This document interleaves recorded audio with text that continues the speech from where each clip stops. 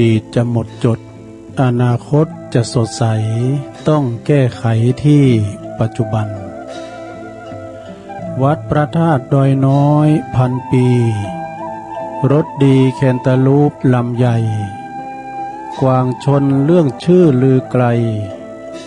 กลองใหญ่สืบสารประเพณีตื่นเจ้าขึ้นมาก็ยิ้มแย้มแจ่มใสทุกโศกโรคภัยหายไปหมดสิ้นขอความนอบน้อมแด่พระรัตนตรัยอันมีพระพุทธพระธรรมพระสงฆ์เป็นสรณะตีปึงกราบแนบไต่ไหวสาถวายความเคารพมายังครูบาอาจารย์พระมหาเถรานุเถระท่านเจ้าคณะพระสังฆาธิการพระภิกษุสามเณรเจ้าจุโตนจุองค์กุวัดวาอารามพร้อมตึงสำนักติภักสงฆ์ตัวเนาะเจริญปอนมายังบรรดาปอออกแม่ออกศรัทธาสาธุชนคนดีต่างหลายเนาะบ่ว่าจะปิ้นปอหลงแม่หลงปอลุงแม่ป่าปีป่าหน้าเอาอาศรัทธาตีนจ้องห้องวัดตั้งเท่าแก่หนุ่มกำใจยิงต่างหลายเนาะตีได้ตื่นจืนขึ้นมาก็มาหมุนเขิงปืดวิทยุฟังกันอยู่ตั้งบ้านตั้งจองตั้งหอตั้งเฮินเนาะฟังตั้งแต่เพ่งมาก็มีตั้งแต่ตุลุงทองมาก็มีตุลุงก็ตื่นเจ้าตั้งแต่ตีหนึ่งมาก็มาเปิดเพลงหับเนาะตุลุงทองจบก็ฟังเพลงบักเก่าอมตะนิรันดร์การเนาะสมัยปอหลงแม่หลงเขาเนาะปิ้นเบาปิ้นสาวย้อนยุค ก็รายการสัพเพเหระรายการเสียงธรรมแสงทองวันนี้ก็ดำเนินรายการโดยตนโตแห่งอาตมาภาพเก่ากับผมตุลุงนันชัยวัฒนาคเสโนแห่งวัดพระธาตุดอยน้อยตำบลดอยหล่ออำเภอดอยหล่อจังหวัดเชียงใหม่เมื่อถึงเวลาก็มาเข้ารายการมาปบมาปะกับปอออกแม่ออกศรัทธาต่างหลายเนาะที่เปิ้นฟังกันอยู่ตั้งหอตั้งเฮินตั้งบ้านตั้งจองตัวลุงก็มานั่งอยู่ที่ห้องสี่เหลี่ยมนี่นะอูไปเหมือนกับว่ามีไผฟังให้นะ โดยที่ว่าครูบาอาจารย์พระสงฆ์องค์เนนวัดพระธาตุดอยน้อยได้รับกันหมดซะท่าเปิ้นอยู่เป็นอาหารตาเนาะการรับเนี่ยแต่ว่ามีตัวลุงเนี่ยกุลีกูจอตื่นมาแล้วก็มาทำหน้าที่ธรรมะคือหน้าที่ก็มาเข้ารายการเนาะกันมาเน้อก็พี่น้องศรัทธาก็จะรอฟัง ตัวลุงก็ไขมาปบปะกับศรัทธาญาติโยมเหมือนกันเนาะเพราะว่าจะมีเวลาอยู่3เจ้าวันพัดเจ้าวันศุกร์เจ้าวันเสาร์มาปบมาปะกัน3เจ้าด้วยกันเนาะช่วงเจ้านี้มันเป็นช่วงวัดใจคุณที่เปิ้นนอนบัดรับหรือว่าเปิ้นตื่นมาจับก็ได้ฟังไปแต่ว่าเปิ้นรับเมื่อเดี๋ยวนี้ก็10คุณฟังให้2คุณก็พอดีเนาะ โดยเฉพาะกับคุณเฒ่าคุณแก่เฮาที่เปิ้นนอนบัดรับกันนี่นะก่อนที่จะได้เอ่ยไปตั้งสถานีวิทยุเก่าสถานีโดยกันตุลุงก็จะนำสวดมนต์กันเนื้อเปอความเป็นสิริเป็นมังกาละเป็นมงคลกับขอบโคลูกหลานอยู่ดีมีสุขนึนะแม่นว่าจะไปทางเหนือออกไต่ไกลจตุรทิศทั้ง4ไปโดยโยธยานพาหนะเนาะเป็นรถเป็นลาก็ขอให้เดินทางเกี่ยวขาดปลอดภัยตึงไปตึงมาเด้อไหวพระพร้อมกันลงบางลงโอนแม่บุญพินตึงลงตึงหลาย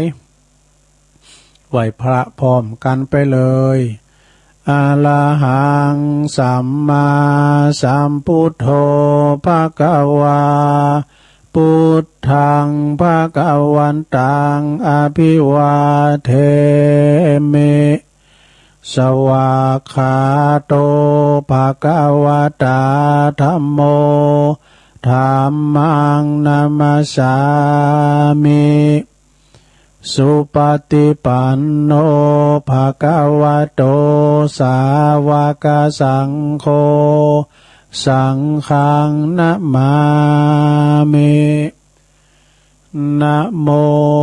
ตัสสะภะคะวะโตอะระหะโตสัมมาสัมพุทธัสสะนะโมตัสสะภะคะวะโตอะระหะโตสัมมาสัมพุทธัสสะนะโมตัสสะภะคะวะโตอะระหะโตสัมมาสัมพุทธัสสะอิติปิโสภะคะวะอะระหังสัมมาสัมพุทโธวิจาจารณะสัมปันโนสุขโตโลกวิตูอนุตตโลปุริสตัมมาสาลาธิสัทธาเทวมนุสานังพุทโธภะคะวะเตสวะคาโตภะคะวะตาธัมโมสันติติโก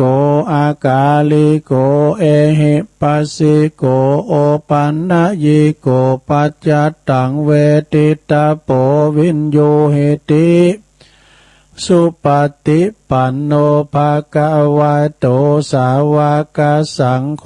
อุจจุปฏิปันโนภะคะวะโตสาวกสังโฆยายะปฏิปันโนภะคะวะโตสาวกสังโฆสามิจิปฏิปันโนภะคะวะโตสาวกสังโฆญาติตังจัตตาลิปุริสยุคานิอัฏฐปุริสปุคคลาเอสะภะคะวะโตสาวกสังโฆอาหุนายโยปาหุนายโยตะคิปนายโยอัญจลิกาลนิโยอนุตตลังปุญญาเขตังโลกัสสาติจะยันโตโปธิยามุเลสักกายานังนันทิวัตตโนเอวังตวังวิจัยโยโหหิจัยยสุจัยยมังคะเลอัปปลาจิตตปันลังเกสีเสปตัพวิปุคะเลอภิเสเกสัพพพุทธานังอากัปปโตปโมทติสุนัขตังสุมังคลังสุปาปาตังสุโหติตังสุขาโนสุโมโหโตจะสุยิถังพรหมจาริสุปทักขินังกายกัมมังวาจากัมมังปทักขินังปทักขินังมโนกัมมังปณิทิเตปทักขินาปทักขินานิกาตวนะละพันตัเถปัทขิเนสัพพิติโยวิวัจจันตุสัพพะโลกโกวินาศตุมาเตภวัตวันตรายโยสุขีติกายุโกภวะอภิวาทนาสิริสันนิจังมุตตาปัจจายโนจัตตารโอธัมมาวัฏันติอายุวันโนสุขังปะลังเอาแล้วเนาะตัวลุงเกาะปินเก้าปินโหนำสวดมนต์ไหวพระกันไปปินตีเรียบร้อยขอคุณพระติตาไหลลัตนะผ่านแผ่วพระแก้วเจ้าตั้งสามปากการจุงดลบันดาลมาปกป้องคุ้มครองรักษาครูบาอาจารย์พระมหาเถรานุเถระองค์ครูบาสังฆเจ้าประสงค์องค์สัมมาเนรเนาะอยู่กับวัดกว่ามีสง่าราศีงอกงามไพบูรณ์ในพระพุทธศาสนาปินติสักการะปูชากราบไหวยึดเหนี่ยวจิตใจศรัทธาเนาะแล้วก็ศรัทธาญาติโยมพ่อแม่พี่น้องเนาะเปิดว่าพ่อแม่ครูบาอาจารย์อยู่ตั้งบ้านตั้งจองฟังอยู่บัดเดี๋ยวนี้ก็ดีก็ขอหืออำนวยอวยโจก สถาได้อยู่เย็นเป็นสุขเน้อมีสุขภาพพลานามัยสมบูรณ์แข็งแรงเนาะกินข้าวลำกินน้ำลุงปิ้นลมโพลมใสของลูกหลานตานเต่าแล้วก็ขอมีอายุมั่นยืนยาวปิ้นกำลังจิตกำลังใจสำหรับปอออกสถาติเปินอยู่ติดต่างติดเต้งก็ดีนะก็ขอปิ้นกำลังจิตกำลังใจเนอะเอานำทำคำสอนเอาธรรมมาของพระพุทธเจ้านะเอาไปฟังเนาะเอาวิทยุไก่ๆเอาวิทยุปิ้นกูปิ้นกีมกันต่อไปแล้วก็ขอขอบคุณทางสถานีวิทยุในเครือข่ายที่เปิดรับสัญญาณรายการธรรมะโชงเวลาตี 3 ถึงตี 5ตึงมดตึงเสียงมีเก่าสถานีดังต่อไปนี้เนอะขอบคุณสถานีวิทยุเพื่อการศึกษาพระศาสนาและวัฒนธรรมของวัดฝายหินเนอะตำบลสุเตปอำเภอเมืองเชียงใหม่ FM 104.50 เมกะเฮิรตซ์โดยเมตตาบารมีธรรมอาจารย์ท่านพระครูสมุวิสุวัฒน์วรกิจโจ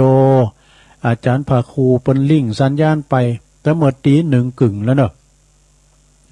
ฟังเพลงไปจุใจสถานีวิทยุของคณะสงฆ์อำเภอฝาง FM 100.25 เมกะเฮิรตซ์ตั้งอยู่ที่วัดพระบาทอุดมนำบ่อสาวาสำนักวิปัสสนาเนอะโดยเมตตาบารมีธรรมหลวงปู่พระครูสุจิตานุรักษ์หลวงปู่ใหญ่เฮาเนอเจ้าคณะอำเภอฝางขอบคุณตุปีเจริญโชติธรรมโมวัดสันโค้งอำเภอแม่อายตุปีอมรเทพอุปสันโตอุดเถินตุปีโจเมื่อเดี๋ยวนี้เงไปอยู่เนอะสถาเมืองฝางกระด่างนี่ตัวลงเช็คระบบแล้วมันได้ยินนี่ ก็เดียวตุปีเลินเพื่อจะแก้ไขเนาะสถานีวิทยุแดนดินถิ่นล้านนาตั้งอยู่ที่บ้านโฮงโงตำบลนำบ่อโลงอำเภอสันป่าตอง FM 103.50 เมกะเฮิรตซ์โดยคุณรุจิสมบัติเงาคำเนาะ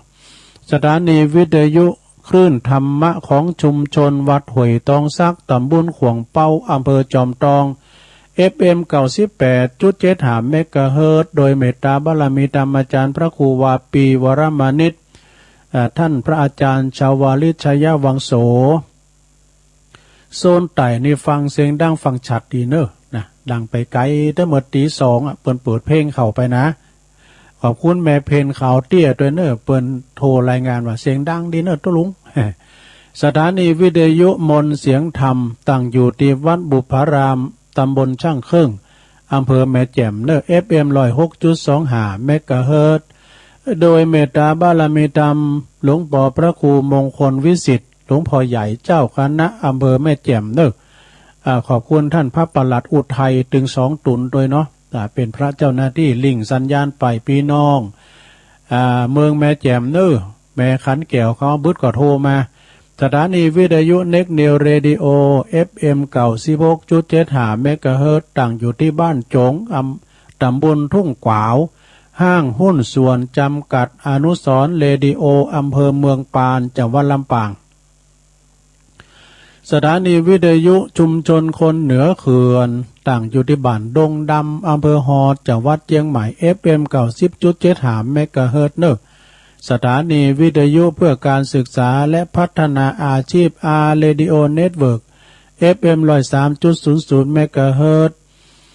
อำเภอเมืองจังหวัดลำปางโดยคุณอนุพงษ์ตาจีนะเนอะแล้วก็สถานีสุดท้ายสถานีที่ 9สถานีวิทยุเรดิโอเน็ตเวิร์ก FM 99.50 เมกะเฮิรตซ์วิทยาลัยเทคโนโลยีและการจัดการกฟผ.แม่เมาะลำปางนี่เก่าสถานีเด้อสระแล้วก็เปิดใหม่นะตั้งวันที่ 1มาดูเนาะตั้งอยู่ปูนมจรเตียนวัดบุญญาวาสตุลุงเคยไปหลายเตือไปนมัสการไหวสาไปสุมากระวะก่อนนี่ไปกูปีกะเดี๋ยวนี้เดี๋ยวเฝ้าวัดไปกับหลวงพ่อมก่อนนะไปสุมาการวะโอ้เปิ้นมีโรงเรียนมจรมีหันเนอซะด้าเนอตุลุงเข้าไปในปโรเปิ้นฮู้จักสักคนน่ะ ไปแต่ไปฮู้จักตุลุงเนาะ เอาสดาญาโยมเนาะฟังกันไปเนอขอบคุณทางเจ้าหน้าที่ตีเปิ้นใดตีเปิ้นใดอันลิงสัญญาณไปวันนี้ตุลุงก็มีหลายอย่างนะเกมวันนี้นี่จะนั่งแล้วเขาอันตั้มวามาแล้วทำการบ้านไว้มีแผวทำมุนะมีแผวทำเมืองนะก็ฟังนำฟังทำกันไปยื้อศรัทธาญาโยมทั้งหลายเกิดมาเป็นเจ้าปุตซ้ำอยู่ในดินแดนแห่งพระพุทธศาสนาล้านนาของเฮาเนี่ยนะมีการฟังเทศฟังธรรมเฟื่อเผื่อแผ่การตื่นมาเจ้า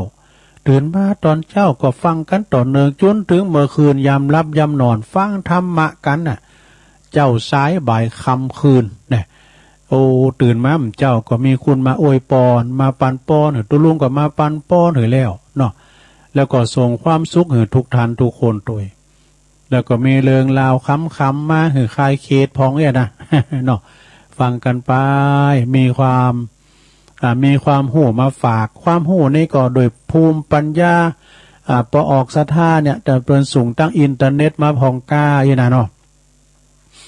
แล้วก็มีธรรมะมาหืออย่างจะเตดนำเตดธรรมให้กันเนาะมรดกธรรมปืนบานล้านนาฟังกันไปปิ้นตุนปิ้นอุ่นปิ้นตุนไปแถมบึดก็ฟังแถมบ่าย3ตุปิโอเขาเนี่ยวัดต่อเมืองลังบนเตดโมนศรัทธาแล้วก็มีแผวตูเจ้าพะเยาบ่ดู เนาะมีขอคิดมาเตือนมีเปินมามาคุยมาปิ้นเปินคุยก็พอออกศรัทธามีเพลงเก่าๆมาให้ฟังตัว ฟองไปก่อนไลน์มาเพลงม่วนดีตุลุงก็มนก็ฟังไปมันจะได้ชื่อฟังเมื่อก่อนนี่เปิ้นจะใครฟังเพลงเปิ้นเขียนจดหมายไปดูเขียนจดหมายไปปูนสถานีแห่งประเทศไทยเปิ้นกันเปิ้นว่าคุณนั้นเปิ้นขอฟังเพลงบ้านนั้นปวดตัวใจดีกันนี่3 วันเกินเลยถึงจะได้ยินน่ะเบิดในเปิดปุ๊บติดปั๊บเนาะสดาเทคโนโลยีเนี่ยมันกิโลตะหือล่ำเลอเนาะแล้วก็มีทุกอย่างที่เฮาลงทุนน้อยนิดนะเพียงแต่ว่ากดปุ่มเปิดวิทยุได้นะ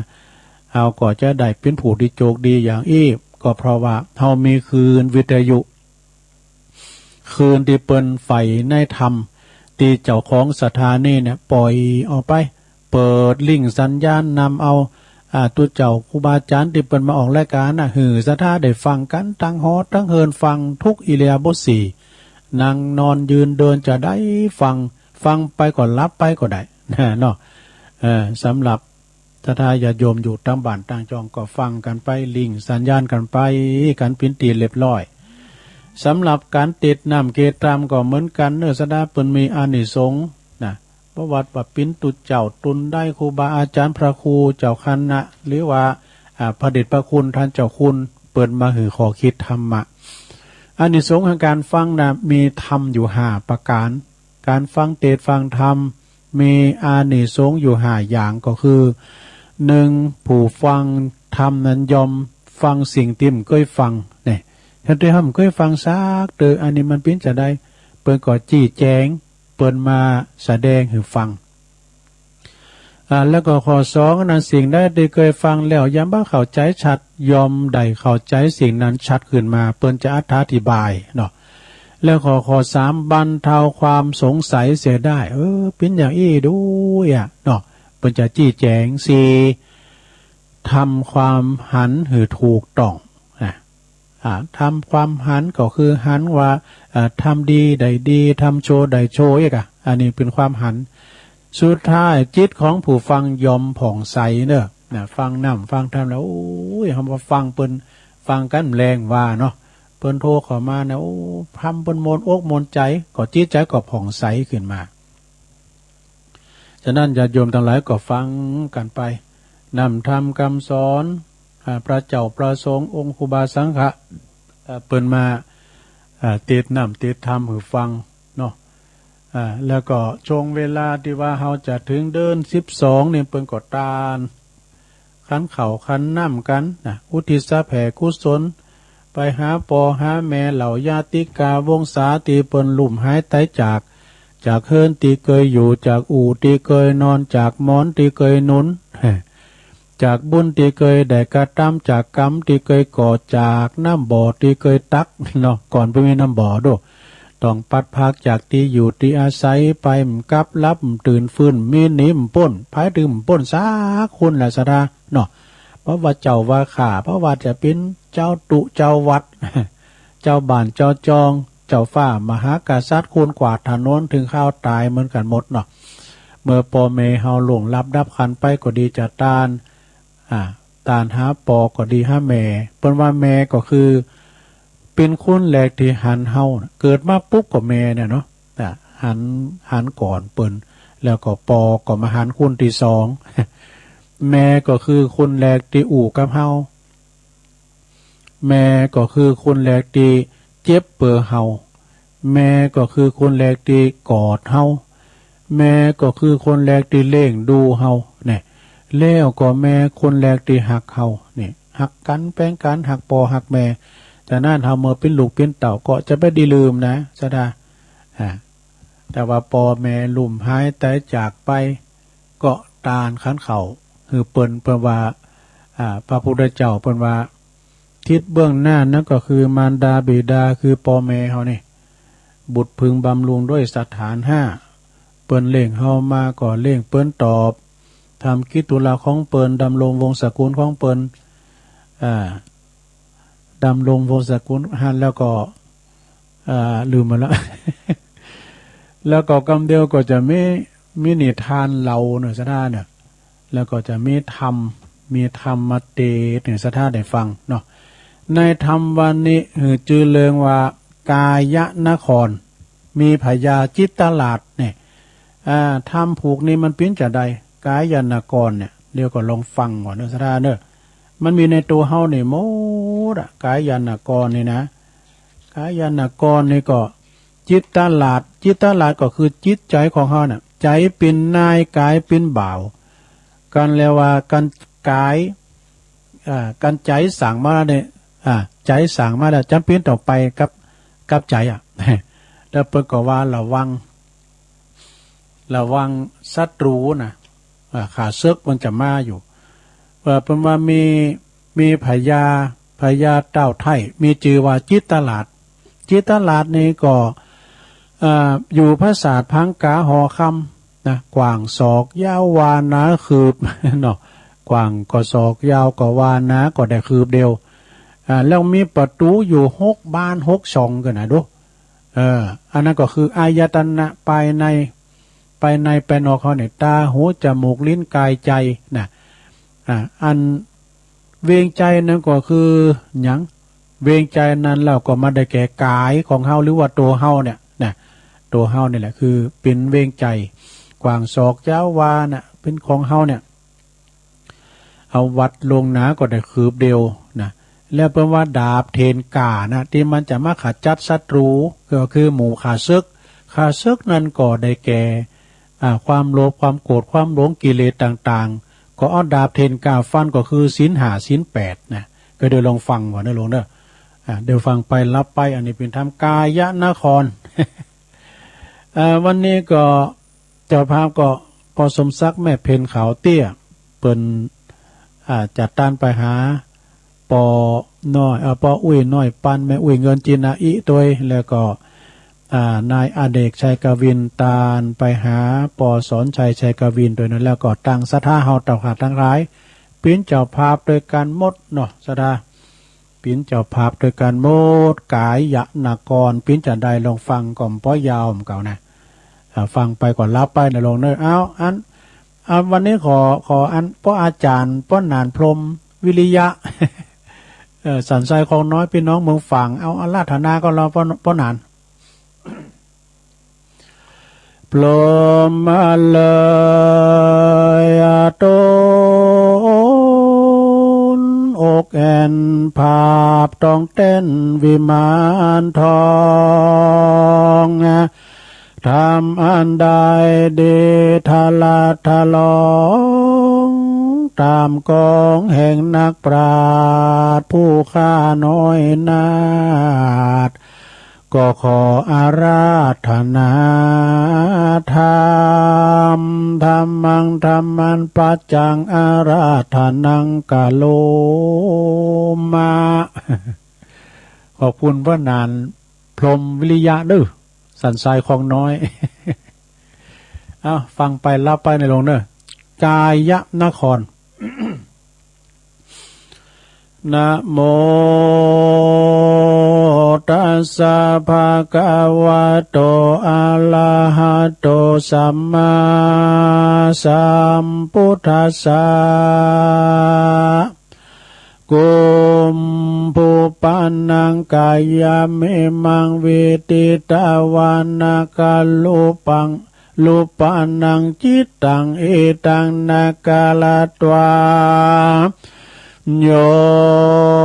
เจตามะเมตังปัญญาวุเทนะเจตัญจลเขอนิเวสานุสิยติสาทโวดุลาสะปุริสะทั้งหลายทั้งหญิงใจน้อยใหญ่อันมีใจใฝ่ต่างๆละจึงสลาการมวลหมู่อันมีอยู่เกหาสาวังลาเป็นเตื้อย้อนมีใจใฝ่เอื้อตั้งบุญมีสินนุนบ่ขาดมาสันเนบาทฟังธรรมฟังแล้วจำจือไว้เอาเป็นไม้ใต้น้ำตางลัดดวงขวางคุ้มยายามเมื่อพรากนาลาเนบุญเหล่ามีสร้างก่อจากไปเป็นเขาหอกไปกินเป็นอาจินลอดควายตามตั้งไตดงดำไปเป็นสาเป้าคำลำป้าเสดนำเมื่อเกิดที่ดีได้สุขขี่จื่นจอยสมไฟห้อยกานิ่งในเราจะไขบอกกล่าวว่าให้รู้ข่าวตามกาลอันว่าคนสงสารโลกตายขวาดรู้ว่าไว้ตามมีตามกรรมปีแต่กาวอันนักปราชญ์เจ้าอาจารย์ในโบราณแต่ไทยสืบไว้นำมาขอ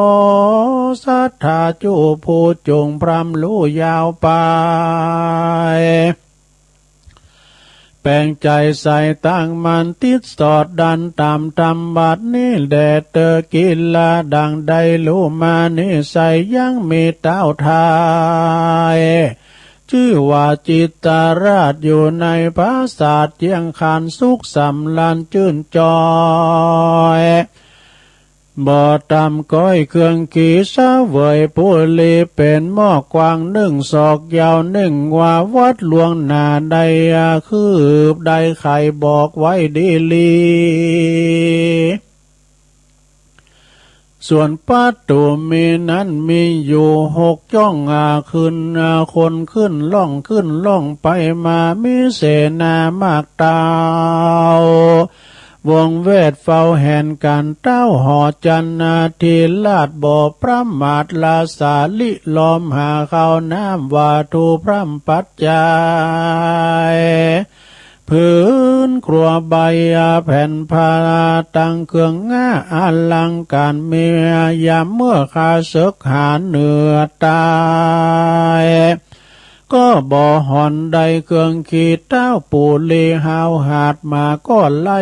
ฟาดแต่แตงฟันขาศึกมันมวนหมู่บ่อาจสู้ถอยนี้ประตู6จ้องนั้นมีนั้นใส่เกลือเหือฮับว่าไว้ปิดตายเสนาหลายมากเต่าได้อยู่เฝ้าเวียนยามข้าศึกลามไล่เข้ามาไกลก็ปากันไล่หนีไกลข้าศึกไปในไปนอกจี้แจงบอกตามธรรมจะไขกรรมบอกกล่าวให้รู้ข่าวกองดีข้าศึกไปในนั้นมีคือหากมาได้ตัวกิเลสอันเป็นเก้าเหตุมารพายปานำไปหือโศกละใจละโมบคือตัณหา โทสะแถมนาหลายกาดล้นไม่มาดนานำนะโกธาดำมนสาวทุกคำเจ้าเวลาหากเฮาลาสาปามาดบ่เกิดขวาดอนตันลายข้าศึกหลายน้อยใหญ่อันนันละอันหลายล้อมไข่ปูเลหาจ้องเมเข้าสู่ยังที่อยู่ภายในแม้นว่ายามใดนั้นเราขาซึกเขาเบียนขีกิเลสมีกายเกิดหันโลภะเดือดลุ่มร้อนหนูนักหน่วงคอนนำนาก็มีตัณหาหนูนักงานนองไปสู่จ้องป่าวายมีอัมบายามมุกลายตำมาจะตำไตล้นลายควายตังเมืองและนาที่นั้นเต้าพายาบุญเรื่องจิตตาลาดรู้แจงขวาดขียาก็ฮือเสนาอามาตมนหมู่เฝ้าประตูอยู่รักษากันว่าข้าศึกเข้ามาไกลก่อปากันไล่เนไกเอาดาบคมใสเทียนกาฟ้าไล่ฟาดขาดแต่งฟันพลัดเปลี่ยนกันลบภาพข้าศึกหยาบถอยหนีอันว่าดาบดีนั้นใส่จ้าเพียบได้อุปมาดังสินนาใส่58สมาธิแขวดเจียงคานปัญญายานขวาดลู่ไล่ภาพสู่ศัตรูอันมาจูต่อหน้าเฮือได้กว่านี้ไปส่วนอันว่าอันประตูใจนั้นสายมีอยู่6จ้องใดดีหลีคือหากมาใดหูตามีเป็น9จมูกลิ้นกายใจเล่าติดตามการว่าข้าศึกลามเข้าไกลก็เป็นดังไฟไหม้ล้นเผาล้นล้นใจตนบ่เหิดปาหือเดือดเครื่องขีเต้าปุเลจิตาราชก็บ่ประมาทลาสาหือเสนาอามาตมวลหมู่พลัดเปลี่ยนกันอยู่เว้นยามจีไฟตามแจงส่องควายจูห้องเมืองหลวงฮือคนปันปวงน้อยใหญ่บาทวนควายยิ่งใจเมดาภายเทียนกาก็คือสินหากับตัวอย่าเมามัวโลภมากมาเหือพิษจากกองทำหลีกเว้นกรรมตั้งหาอันถอยจะสามานจักเจยบานจื่นจอยสมฝ่ายหอยกะนิ่งในแหลนาอันว่าเวียงใจนิสาย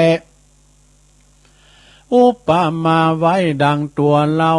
เพียบเตรียมมาเอามาสร้างเป็นเมืองกว้างเป็นเมืองบ่อกว้างที่บ่อกว้างใดนึ่งศอกยาวใดนึ่งว่าวัดหลวงหนาคืบได้การว่าตัวเราเนใส่ประมาทนำบ่เกิดขวาดอนตันลายก็จักมีขาเซึกหลายมวลหมู่เข้ามาสู่ภายในจักป่าเหือใดแตกมังกาตำบาปสร้างเวรกรรมบาปมัวดำถอยไร้ปาตกต่ำไตเวจีตัวเราดีตัวเราลู่ดีเก้าเหตุคือว่าคือตัวกิเลสมารภัยมารก็อย่าหืมมาปานของใดหลีกเว้นไว้ไกลอันนี้ร้อยว่ามีอยู่ก่อน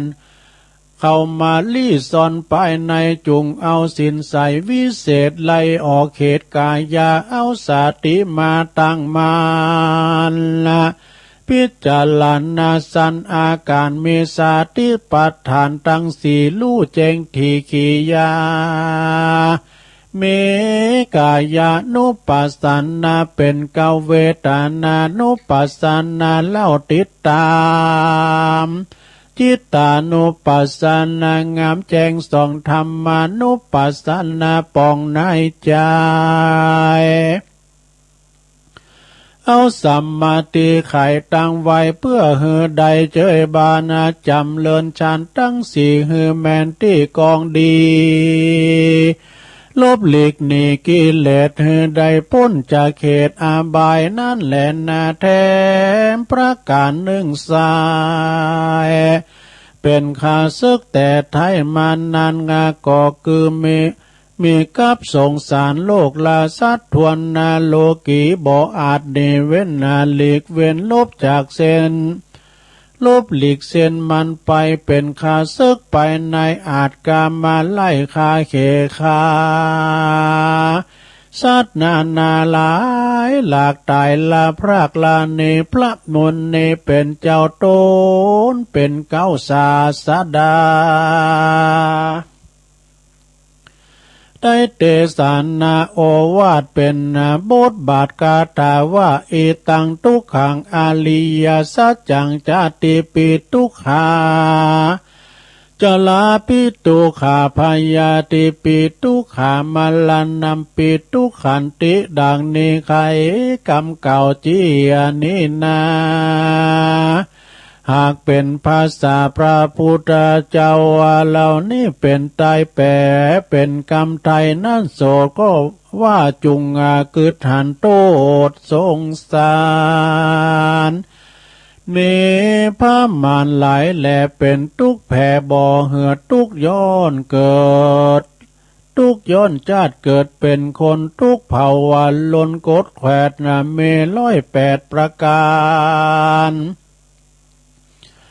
ทุกมาพลานหลายแหล่เทาวายำเท่าแก่จาลาทุกขเวทนาบ่ขาดมีพยาต่อจนทุกงาทาลนลำบากยำจากพรากตายไปเยสันใดนั้นสายจากเว้นใดแต่ดีลิจุงปฏิบัติดีบ่ขาดบ่ประมาทวางตามชื่อว่าอริยสัจธรรมคุณใหญ่ภัยตัวไตปฏิบัติตามจักสมความงามฝ่ายห้อยได้จื่นจ้อยเจยบานทุกสงสารโลกไตจัดนับไว้ทวนที่มีท่าสี่รอบการมีท่าสี่รวมกันเรียกว่าปัญจขันธ์ตั้งห้าแห่งคนโลแห่งคนทั่วนายยิ่งใจมีรูปกายตั้งอยู่เวทนาสู่อารมณ์สัญญาณสมจำแจงสังขารแต่งปามาไปมาวิญญาณตาวิญญาณตาติดต่อได้เกิดก่อเป็นไม้ทุกงาต่างหลายตัวเกิดจากขันธ์ต่างหาแต่ดีหลีกันบ่มีขันธ์ห้าทุกงาก่อพรากนามาหายนิหายทุกต่างหลายนิสัยก่อกับมาโลกไตนานมาเป็นธรรมดาแก่โลกมีทุกสุขโศกสูญการลู่แผ่พันความเงี่ยงบ่มันเตี้ยงเปปางเป็นทุกขังบ่อเหิดย้อนว่าชาติเกิดปามาเหตุนั้นพระพุทธเจ้าตนเป็นปิ่นกาวติโลกาเตสนากล่าวถอยสอนคนใหญ่น้อยยิ่งใจกันหนึ่งหมายจำแจงลู่จังลู่ยังแห่งสังขารทุกป่าปานหลายแหล่มีเกิดแก่เจ็บตายคนต่างหลายใหญ่น้อยย่อมตายเสียงไข่ตัวตนจุมบางคนนั้นเหล่าย้ำเมื่อเจ้ายังหันหน้าถึงยำละก็มาตายเป็นผีพ้องก็อยู่ดีจื่นจอยอยู่กับลูกน้อยเมียแปลงเถิงย้ำแหลงค่ำละก็มาตายความหน้าวำวาย พ้องก็มีพายาทหลายเมื่อยใครมาไปยาเหนือไตก็บ่หายก่อนเลยตายมวยมอดพ้องก็แอวสอดป่าพ้องก็ไปแอวสอดไปกาก็มีโจรพกขามเมื่อมอนพ้องก่อเข้าดงดอนสอดป่าสัตว์ไล่หาล่าคบตาย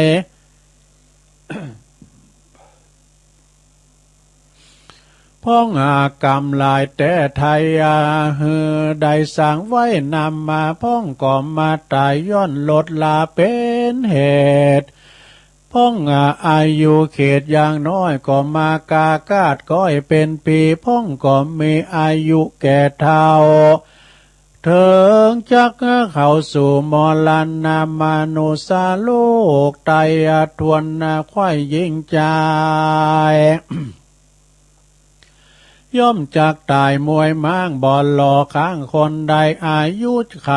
เหล่านี้เกิดก่อนกี่เรารู้ว่าวันตายมูบหมูนั้นใส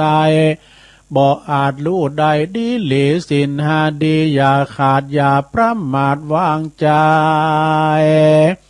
ว่าเราอายุไขอย่างน้อยยังอยู่ชื่นจ้อยเจยบานอันว่าสินนัดอันเรื่องสินตานนั้นเราเอาไว้ยำเท่าจาลาจักเข้าวัดเข้าวาบ่ขาดฟังถอยวาดปฏิบัติธรรมการว่ากรรมมันนำจาดก่อนมาไล่ตอนตวยตันใดดับขานมวยมั่งบ่ตันใดสร้างต่างดีกรรมอ่างมีนั้นเราก็สูญเปล่าได้ต้านต่างลายจูปูจุงขวาดรู้เป็นตันลาพิจารณาทวนตีเตืองอริยสัจจะธรรมทั้งสี่อันมีแล้วปฏิบัติดีกึดแขวดอย่างมักตั้งแปดดวงงามจักสมความมักไฟเป็นตั้งไตไปรอดเวียงแก้วยอดเนลปานถ้าภัยมานกิเลสหมดเสียงเขตทรงใสสุขอันใดนั้นเราจักสุขเต้านิพพานก็มีประการดังนี้อันไขเก่าจีมาไขมามูลศรัทธาจูผู้ตวนนากู้ยิ่งใจปดใดหมายดีใจจุงจำมาไว้กับตัวอย่าเมามัวตั้งถอยจุงไฟหอยตั้งดีสินตันมีอย่ามีสินตันมีเหือมีอย่าขาดอย่าได้ประมาทภาวนามันอุตสาเตื้อหน่อยบุญจักก้อยมีลายมันคงควายจาใจเพื่อเหือใดสุขีโลกามีมุ้ยไข่อุบัติใหญ่ตัวหานเคาะมาภัยมานไม่อามาตก็อย่ามาปาดอินทรีย์เงินคำมีบ่อไหลดูตั้งใจเตตานอยู่สุขเจยบานเตี้ยงเต้าตุกคำเจ้าสวัสดีแดเตอเนติตังขียาสังวานานาวิเศษจาห้องเหตุกายนากรก็บางกมสมเรสเด็จแล้วเต่านี้ก่อนแลสาธุสาธุสาธุจบไปแล้วลงเอ้ย รับไปแล้วก้าตุลุงเตียดฝ่าวไปหน่อยก็ฮะทำผูกนี่มันอยู่ในตัวเขานี่โมดในสระกายยานากรนี่นะกายก็คือตัวของเขาเนี่ยกายนี่เป็นเบาลูกใจเป็นนายนะใจเดี๋ยวขาซึกเข้ามาล่ะความอยากใดอยากมีอยากเป็นมันแตงเข้ามาแล้วมันตูตั้งหกมันได้ฮับสักกรรมมันแตงเข้ามาเดี๋ยวมันจะสั่งละใจมันจะสั่งใจเนี่ยชื่อมือถือเลยชื่อมือถือเลยเอาไอโฟน6หันเปืนใดก็ใครใดเนี่ยกิเลสมันแตงเข้ามาแล้วดอกเนาะไว้ยิ่งเขาผมรับมาชื่อจีนมารับ มันสั่งหมดการข่าวซื้อเข้ามามันสั่งหมดรถเฮามันก็เก่านะว่ารถเฮาลิ้นวีโก้เลย อยู่คำเขาน่ะทุกเรื่องเขายังมีใจมันสั่งกายด้วยใจเป็นนายกายเป็นบ่าวจิตตลาดนี่ก็คือใจเนี่ยสระเต้าพญาแปลว่ามีเต้าพญาไทยเต้าไทยมีเจอว่าจิตตลาดก็คือใจนะแล้วก็มีภาษาทอข้ามกว่างศอกยาววานนะขืบก็คือกายของเขาเนี่ยกว่างศอกยาววานี่นะส่วนว่าประตูตั้งหกนะประตูตั้งหกจองก็ได้แก่อายตนะของเฮาตาหูจมูกลิ้นกายใจมันมานี่โมสทาตามันหันของงามกล้ามเนื้อกล้ามมันก็สอบใจหูมันได้ยินเสียงที่เปิ้นห้องเพลงโมนี่ก็โมนอกโมนใจนะหูดังมันสาบหูยก็ยังมาหอมเปิ้นจีพริกลำเลอเนี่ยมาหอมเปิ้นแอนพริกดำลำเลยจะเอากับจอผักกาดใจมันก็ต้องหอนมานี้นะตาหูจมูกลิ้นสัมผัสดูโอ้โหหลับก็นินเน็ตได้มันคุมด้วยคุมลิ้ว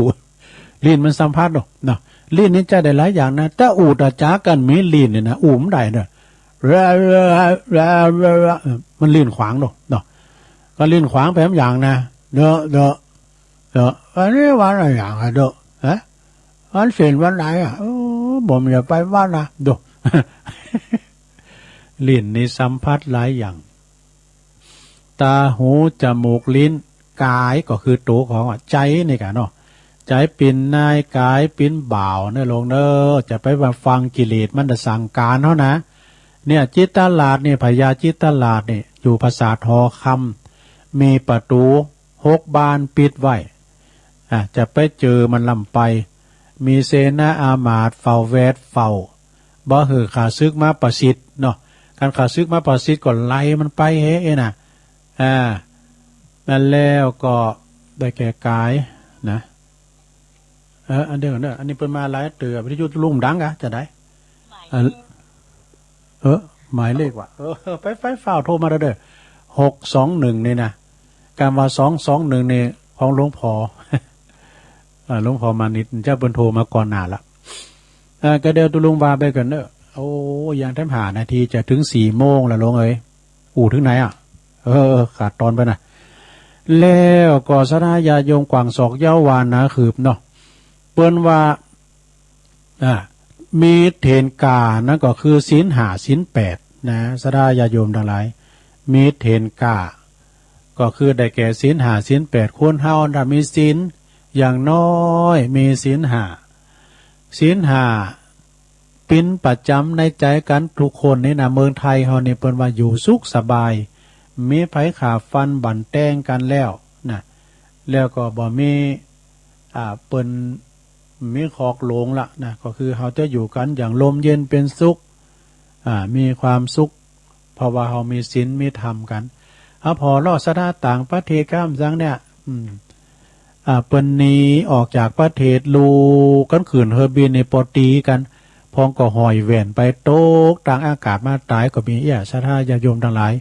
ไปมาเป็นสุขอย่างตีนะอย่างเฮาต่างหลายขนาด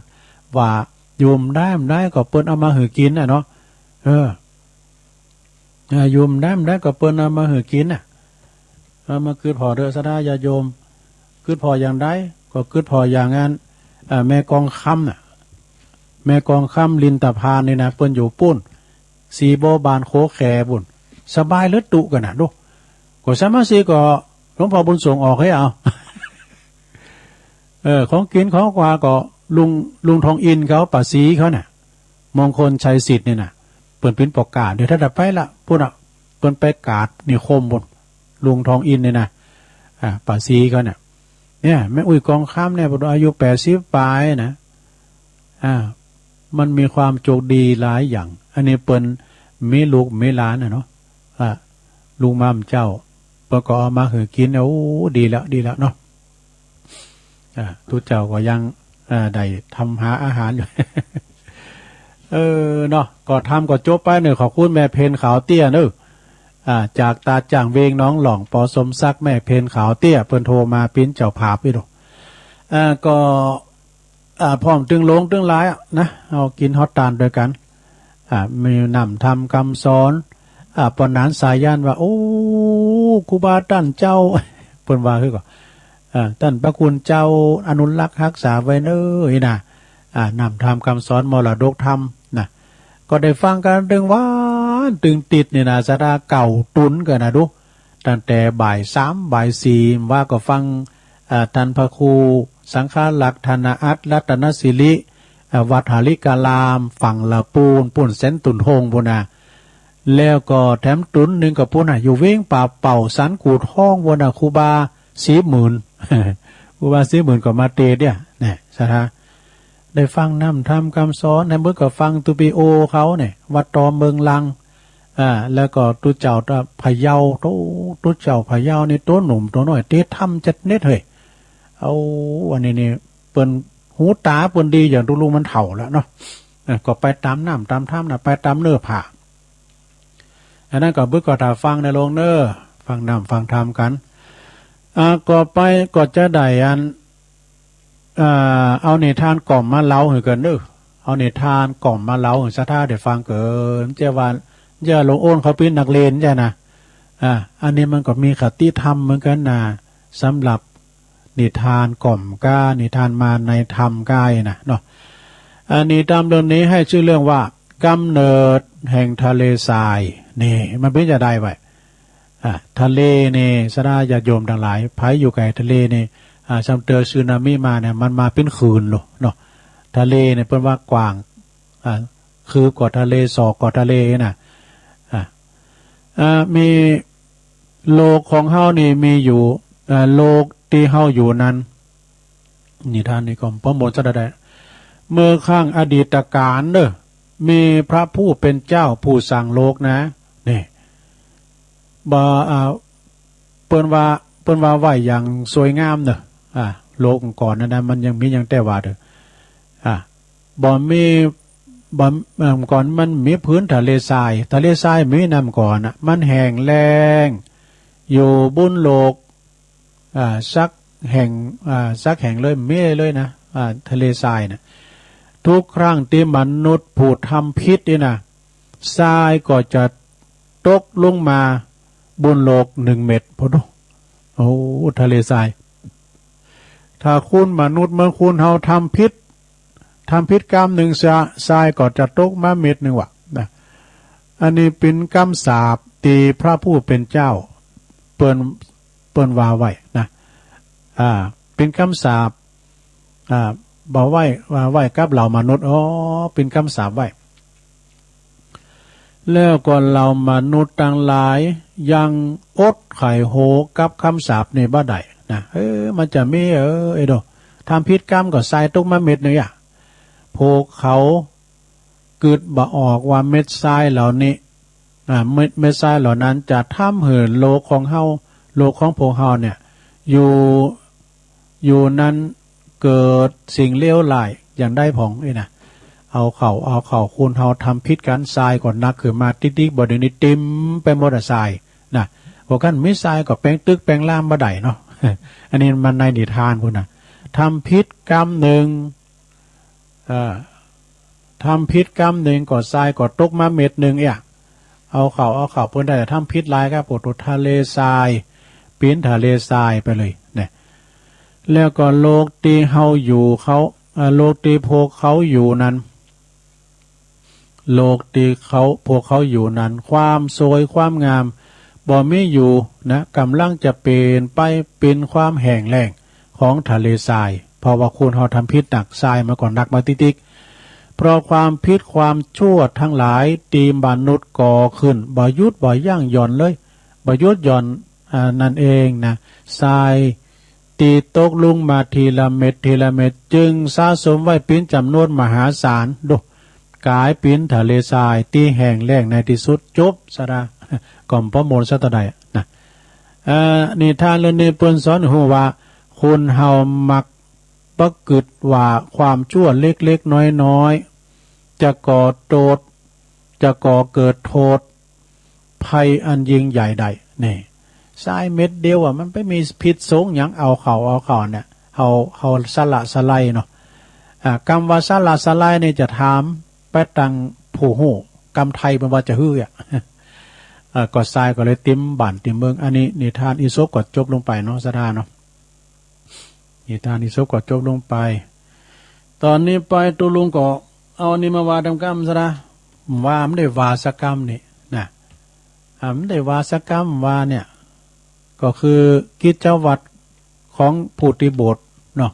มันมี10อย่างด้วยกันนะกิจวัตรนี่นะ1บิณฑบาต2กวาดวัด3ปลงอาบัติ4ทำวัดสวดมนต์อันนี้สำคัญเนี่ย5ขวนขวายปัจเจเวก6อุปถากอุปชาอาจารย์7บริหารสิ่งของและทำและร่างกาย7ขวนขวายเรียบธรรมวินัยนะเรียนธรรมวินัย9เอาใจใส่กิจของสงฆ์10ดำรงตนให้น่ากราบไหว้นี่ว่าไปแล้วอยู่4ข้อเนอะคือเที่ยวบิณฑบาตกวาดลานวัดปลงอาบัติทำวัดสวดมนต์ข้อที่5ขวนขวายปัจเจเวกนะขวนขวายปัจเจเวกนี่คืออย่างไรก็คือการพิจารณาปัจจัยทั้ง4เนาะก็ได้แก่จีวรอาหารที่อยู่อาศัยยารักษาโรคเนี่ย4อย่างนี้นะเป็นว่าปัจจัยทั้ง4ด้วยอย่างถึงวันในสถานสมมติวันเนนเขาไปเก็บปิ้นโตมาก็ดีทำหุงหาอาหารแล้วก็ดีตั้งโต๊ะไว้เรียบร้อยไม่ใช่ได้ชั้นเลยดูก่อนที่จะชั้นต้องพิจารณาก่อนปฏิสังขายโยไว้ก่อน เนาะไม่ได้กินไปไม่ได้นะไม่ได้พิจารณาซักอย่างนี้นะถ้าว่าถ้าท่านสอนหรือพิจารณาเช่นนี้เพราะการบริโภคใจซอยปัจจัย4ของพระในศาสนาในพระศาสนาเป็นแปลว่าเป็นสิทธิประโยชน์บัดต้องเสขาตอบแทนเนอะแต่ว่าถ้าว่าไผบ่พิจารณานะกลายกันเป็นว่าบริโภคใจซอยแบบ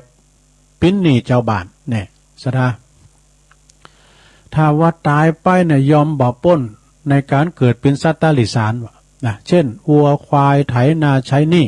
อย่างอีเป็นต้นนี่ผู้โบสถ์ต้องระวังหือมากทั้งคณะตีบริโภคใจซอยแล้วก็หลังจากนั้นก็ต้องพิจารณาตามขัดร้อนนะสถาอันนี้วัดต่างเรียบร้อยแล้วปโอ้ยอายออกจุงเขาหูดังห้อนต้องวาไว้นะไม่ได้ชั้นนะดูหลวงพ่อยกมือแล้วก็ยกมือไหวนะปฏิสังขายโยจบแล้วก็ปันปอนให้เกินแต่จะได้ชั้นนะแล้วยังไม่ได้ชั้นเลยนะยังไม่ได้ชั้นตุรอหลวงพ่อลูมือก่อนเจิมก่อน เปิ้นเจิมแล้วบอกเนี่ยมันก่อนเนี่ยเขาพี่อ่อนก็อ่ะหรอก็แล้วว่าปอแม่ลุงมือก่อนเนี่ยนะมันกินเตอพ่อแม่ได้เอาอันฮักหนาวอกก้าวยอกคือกั้มก็แต่งได้กินเป็นคู่ที่2ที่3เลยนะบัดเดี๋ยวนี้บ่ดูพ่อเอ้ยแม่เอ้ยมาเว้ยกินข้าวเผื่อปอเผื่อแม่จะมาเนี่ยปอจะดีไปตักทำด้วยที่อื่นมันน้ำใจบรรเทาเนาะเนี่ยสระอย่าพิจารณากูกรรมเด้อกูกรรมเข่านะปฏิสังขายโยเนี่ยพิจารณาปัจเจเวกะต่อไปข้อต่อไปอุปถากครูอาจารย์นี่อุปถากอุปชาอาจารย์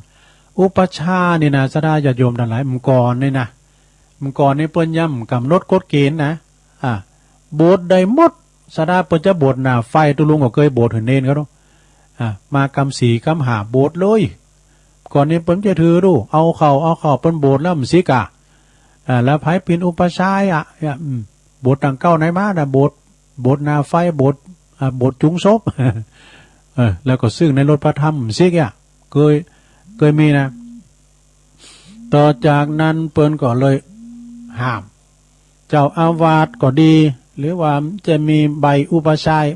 ายน่ะโบสถ์ได้ลูกซะนะฉะนั้นเปิ้นจะโบสถ์หน้าไฟโบสถ์จูงก็ดีตั้งลุมนะตั้งลุมตั้งบ้านอื่นเปิ้นจะขึ้นมาเนี่ยตัวหลวงจะนำขึ้นมาละมาโบสถ์ที่หลวงพ่อเนี่ยหลวงพ่อพระครูสาธุกิจจานันท์เปิ้นเป็นอุปชายหรอกนะแล้วก็อันนี้เป็นอย่างอีเนออุปถากอุปชาอาจารย์อันนี้เป็นธรรมเนียมเก่าเป็นการสร้างมิตรภาพเหมือนปอกับลูกนี่อุปชากับผู้บวชเนี่ยเปิ้นสนิทกันเหมือนปอกับลูกนะ ปินตั้งผู้ตีโบสถ์จะได้รับฟังการพร่ำสอนในการตีควรโหควรสาบคุณโบราณเปิ้นนับถืออุปชายนี่เหมือนกับปอคุณที่สองเลยทีเดียวนะแต่ปัจจุบันนี่ดูจะจางไปเนอะพร้อมยังอันนี้ก็เพราะว่าต้องทบทวนบทบาทและก่อนหน้าตีทั้งสองฝ่ายคือฝ่ายอุปชาเนี่ยการโบสถ์การดูแลบ่โทษถึงกะนะยิงเอาไปโบสถ์ตั้งนอกวัดเนาะสมมติว่าวัดนั้นเปิ้นมีโบสถ์เนาะวัดนั้นเปิ้นมีโบสถ์เปิ้นก็ไปทำวัดหนึ่งไปโบสถ์ก็สะอาดไปโบสถ์ตั้งนอกวัดนะโบสถ์วัดอื่นนะสัตธิวิหาริกบ่ได้อยู่กับตนก็ยิงหมดโอกาสที่จะได้แนะนำพร่ำสอนกันเลยนะฝ่ายสัตธิวิหาริกก็ดีก็หันหลังให้กับอุปชานี่นะถือว่าโบสถ์แล้วก็แล้วกันนะบ่ได้เอาใจใส่ดูแลแล้วก็บ่ได้ปฏิบัติแล้วบ่มีความผูกพันกันน้อยลงไปนะนี่ก็จบนะสรานะจบไปวามได้วาสกรรมนะอันนี้ก็เอามาเราสู่จู้กันฟังเนอะสราญาโยมความจริงนี่เป็นหนังสืออันนี้อย่าหลงเป็นหนังสือเป็นเรียกว่าหนังสือคู่พระอุปชาเนี่ยก็เลยเอามายกมามันมีกิจวัตรเนี่ยมันอย่างว่ากวาดวัดก็ปุงอาบัติก็มันมีในเนี่ยหมดเป็นนั่นเป็นในอันนี้เปิดมาหลายตื่นแล้วนะหลวงเดี๋ยวก็ได้ตัวลุงวิทยุตัวลุงดังครับว่าจะได้เจริญปอนอันนี้ตั้งใดอันนี้น้องกบเพื่อนน้องเวียงบริเกตเดินทางไปโทรหาก่อนครับก็เดี๋ยวเป็นพี่ยางเด้ออยู่ดีมีสุขเด้อจะเดินทางก็ผมไปโทรหาเดินทางโดยสวัสดิภาพเด้อสาธุอันนี้น้องกบแล้วก็ทำหลายอย่างอยู่เนอะสดาเนอะทำหลายอย่างอยู่ที่จะได้ว่ากันไปอันนี้ว่าไปถึงขอ6เนาะขวนขวายปัจเจเวกแล้วก็อุปถากอุปชาอาจารย์ข้อที่7นี่บริหารสิ่งของและร่างกายเนี่ยตุเจ้าพระเนนี่เปิ้นบ่เหือนไหวเล็บนะสดาญาโยมทั้งหลายเล็บมันส่งเนาะเปิ้นก็เพิ่นไหวผมโหก็เหมือนกันเปิ้นก็เดินในขูดเตอนึงเปิ้นก็โกนผมเดินในโกนเตอนึงเอกสดาอันนี้เป็นนั่นวินัยของพระสงฆ์เด้อเอามาเล่าสู่จู้กันฟังนะสดาญาโยมทั้งหลายตอนนี้ไปตุลุงก็จะเอาอันนี้มาวาทำกรรมหนึ่งเกินสดาญาโยมทั้งหลายเนาะเอาอันนี้มาวาทำกรรมหนึ่งเกินเนี่ยสดาญาโยมตุลุงก็ติ๊กไว้ซ้ำเติมมันก็ลืมไปพองเดี๋ยวก็วันนี้มันได้พอเน็ตได้วาสกรรมนะแต่เปิ้นก็สูงมากแล้วก็ตุลุงก็ไม่ได้อ่านสกรรมเลยนะเอาอันนี้เนาะสดาญาโยมเหตุ4ประการเนอะสดาเด้อเหตุ4ประการที่พระพุทธเจ้าโปรดบ่ได้นะคุณเฮานี่มันจะว่าจะได้อันโปรดได้โมดมันได้นะอันนี้4ประการนี่คือว่าแม่แต่พระตถาคตจะไม่ฤทธิ์มากเปงใดแต่4ประการนี่นะที่ตถาคตหรือว่าพระพุทธเจ้าบ่สามารถทำได้นะมีอยู่4อย่างนะข้อที่1เนี่ยลงเด้อข้อที่1นะพระตถาคตไม่สามารถเปลี่ยนแปลงวิบากกรรมได้นะกรรมไผกรรมมันเนอะสดาญาโยมทั้งหลายอย่างตุลุงเรากรรมว่าน่ะสามเณรพงเอาน้ำมันกัดไปโหดไก่2 วันมันตายเนนพงซิกมาเป็นฆราวาสแต่ก็ลืมที่ทำกับไก่หมดแต่กรรมมันลืมไปจี้เฝ้าลองเฝ้าก็ฟุ่มนึงก็ตัวเก่าก็เลยนอนชมอยู่2 เดือนก็เสียแก่ชีวิตอันนี้เป็นกรรมแต่อันนี้พระพุทธเจ้าโปรดบ่ได้เด้อกรรมไผกรรมมันไผสั่งกรรมอันยังไว้ก็จะต้องหับกรรมนั่นเองจะมาแก่กรรมนี่มันได้นะสดาเนาะกรรมคือการกระทำอย่างเมื่อว่าเฮาไปทำกรรมนักเนาะ กรรมอาญาก็ดีตั้งวินตั้งงานโลกก็ดีก็เปิ้นก็ยับอย่าสนะสองพระพุทธเจ้านี่อันนี้ปัญญาเนี่ยปัญญาเหอการบ่ได้ปัญญาเนี่ยนะสนะคือสมาธิปัญญาอย่างนี้มันเหอการบ่ได้ต้องฝึกฝนเอาเองถึงจะเกิดปัญญาเนี่ยถึงจะเกิดปัญญานะปัญญาไปปัญญามันเนาะสามสีวิไลของธรรมะก็บ่สามารถนะบ่สามารถสื่อทางภาษาใดนะความจริงแต่ในจักรวาลต้องใจปฏิบัติหนตั้งเดียวก่อนนี่เปิ้นปฏิบัติหนตั้งเดียวตอนนั้นเปิดพิสูจน์ความจริงเนี่ย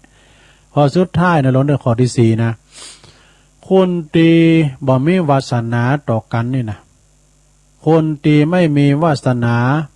ดีกับพระตถาคตธรรมะก็บ่สามารถเข้าถึงใจของเขาได้แต่ถึงพระตถาคตจึงโปรดบ่ได้นะอย่างคุณเฒ่าไม่ยิ่งคุณหนึ่งเป็นตุกดูขนาดก่อนพระอานนท์ก็ขอนิมนต์พระพุทธเจ้าไปโปรดกันสักคำเถอะนะพระพุทธเจ้าว่าโปรดไม่ได้ไม่ยิ่งคนนี้เปิ้นมีวาสนาต่อกันนี่นะลองไปพระกะลองประจักษ์เหกับสายตาพระอานนท์ไปปรากฏอยู่ที่หน้าคนเฒ่าไม่ยิ่งนะกล่องหลังไอ้ดูคนเฒ่าไม่ยิ่งนะก็มาสวนว่าวายหลังก็วายมาตั้งหนึ่งพระพุทธเจ้าก็แสดงโดยปาฏิหาริย์มาถึงสี่ทิศเลยคนถามไม่เย็นนะก่อนรับตายว่านี่มันโผดมันใดนะสะท่าเด้อ อันนี้มันโผดกันบ้าใดนะอันนี้มาเล่าสู่จู้กันฟังสะท่ารายการต่อไปนี่ตุลุงก็จะได้ประกาศข่าวสารงานบุญให้กันแน่ลงเนอะอันปูนอุทยานดอยนางแก้วเปิดจะมีงานอยู่2 วันที่จริงนี่เปิ้นเมื่อกันถึงวันนี่เปิ้นบรรจอยกันเผียวกันคุ้นอันทรายคุ้นดินกันจะมีอยู่2 วันคือวันที่เก่ากันยานะวันที่เก่ากันยานี่เปิ้นจะมีงานหยังก็ลองไปผอเนอะสถานเนอะเปิ้นจะมีงานหยังไงนะวันที่เก่ากันยานี่วันหนึ่งแต่ตุลุงก็ไปอาจารย์พระครูอภิวัตรเปิ้นบอกว่า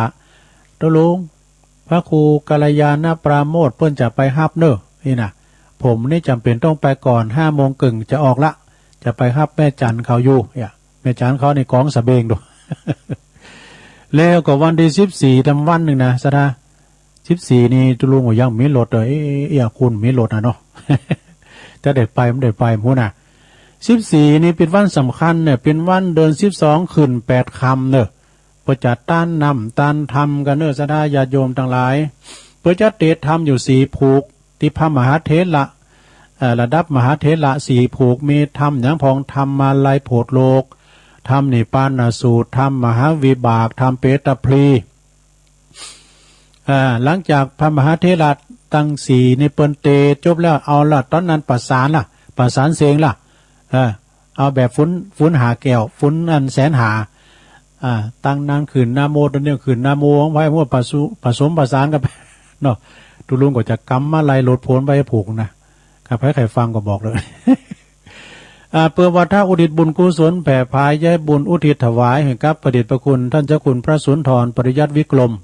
หรือว่าอาจารย์เจ้าคุณมหาศัพท์นรินโทนะอดีตเจ้าคณะอำเภอเวียงป่าเป้า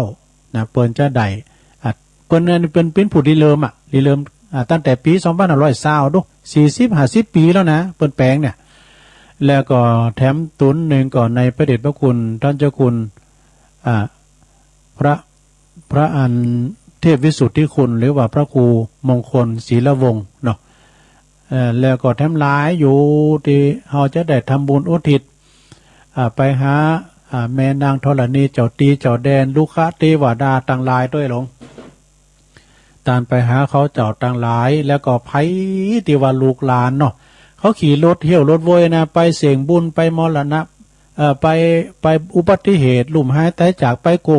งลำวงก็ดีเนาะก็ไปต้านกันเนอะว่านั้นเปิดโลกแล้วนะเพราะว่าตั้งแต่เดือน12ออกนี่พญายมมาลาเปิ้นไขมตูมรณะ6เปิ้นก็ สัตว์โลกทั้งหลายเพิ่นก็จะมาหับเอานะฉะนั้นพระจะต้านนำต้านทำก็ดีวันที่14เนี่ยทยอยกันไปเด้อ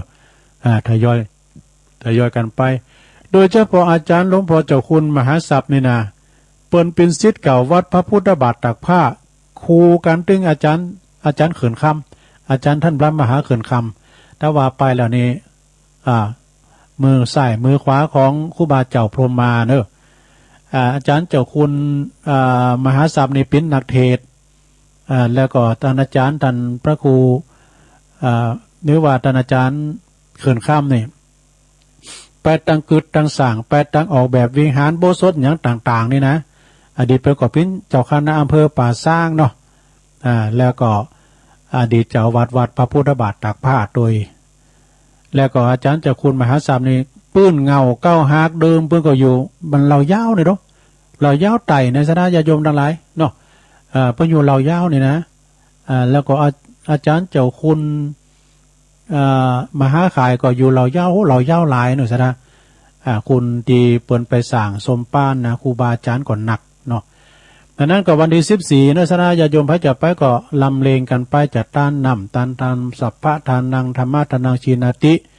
ก็ปากันไป14กันยาเนอะตั้งแต่8โมงถึง5โมงพุ่นเนาะทยอยกันไปไผติว่าจะแปลงกันไปคนเดียวก็ตามหรือว่าไผจะไปปูจาเอาผุดมันมีหันหมดดูเจ้าผมต้องไปปูจามันต้องไปนิมนต์ไก่เปิ้นมีหันพร้อมนะมีครบวงจรจะเอาสังเอาทำนะมีหันหมดศรัทธาเดชแล้วเปิ้นก็จะเอาเปิ้นก็จะเอานะสร้างอุทยานหันนะอุทยานดอยนางแก้ว เปิ้นจะสร้างเจดีย์ตัวในโรงเนอร์สร้างเจดีย์ลอยต่อขีดแล้วต่อทางซ้ายวิ่งป่าเป่าก็พระธาตุดอยตุงก็ในตุลุมได้ไปไหวไกลละนะดอยตุงนำถึง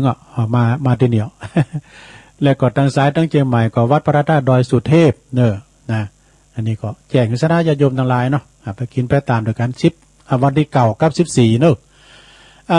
ขอบคุณไหวสาบารมีธรรมอาจารย์ท่านเจ้าอธิการวิชาสุจินโนตุปิชาเนอะเจ้าคณะตำบลม่วงน้อยเจ้าวัดป่าตานบันแซมลูกศิษย์กุลกุฏิของครูบาจรจันทรังสีเนอะเปิดเฟซมานี่ขอบคุณไหวสานะครับเนอะแล้วก็เจริญพรทางอาจารย์สุทัศน์การทวังโดยเนื้อปอดจานเขาบันแซมคุณแม่ครูทองคำที่วงคำโดยจากเสาหินสีโบบานสมดีเด่นระดับผักแม่สุทัศน์ดีมูลฟังอยู่เนื้อตุลุงเจ้านี่อันนี้เปิ้นอยู่ปุ่นแม่วางบุนะทุ่งปีแม่วางปอบุญธรรมชายกาดหมูเปิงเน้อตุลุงฟังอยู่เน้อนะเอาคนเท่าใครหัวกำร้อน ปอบุญธรรมชายกาดเนาะเปิ้นอยู่ปูนอยู่เมืองวัดนั้นของครูบาขาย วัดหมูเปิงไหวสาบารมีธรรมอาจารย์มนตรีโดยเนอร์ตุปีบีโดยแม่ครูยากศนโดยเนอร์ในเชียงใหม่แล้วก็พี่ไอ้ไตโฮเฮาบรรจงการท่าวงโดยนำดิบเนอเพิ่นอยู่นำดิบเนอตัวแทนพี่น้องนำดิบเด่นจ่าแล้วก็ปดไปรูปแปะนะลงเนอะแล้วก็แม่บรมมาปินตาฟังอยู่เนื้อเจ้านี่เปิ้นอยู่ปุ้นแม่บรมนี่เปิ้นอยู่วันหนองสมณะนะเอิ้นพระตังแม่แตงอ่อนเขาแม่บุญสุภายองเขาด้วยเนอะคุณเฒ่าคนแก่นอนวัดแม่อัมพรแม่แดงอัมพรเนอะแตนดอกไม้ฟังอยู่เนื้อตุลุงเนี่ยจอมตองบ้านสวนดอยหล่อปีนานพลเนอะฟังอยู่แม่จันเรือนสายเวงตาการ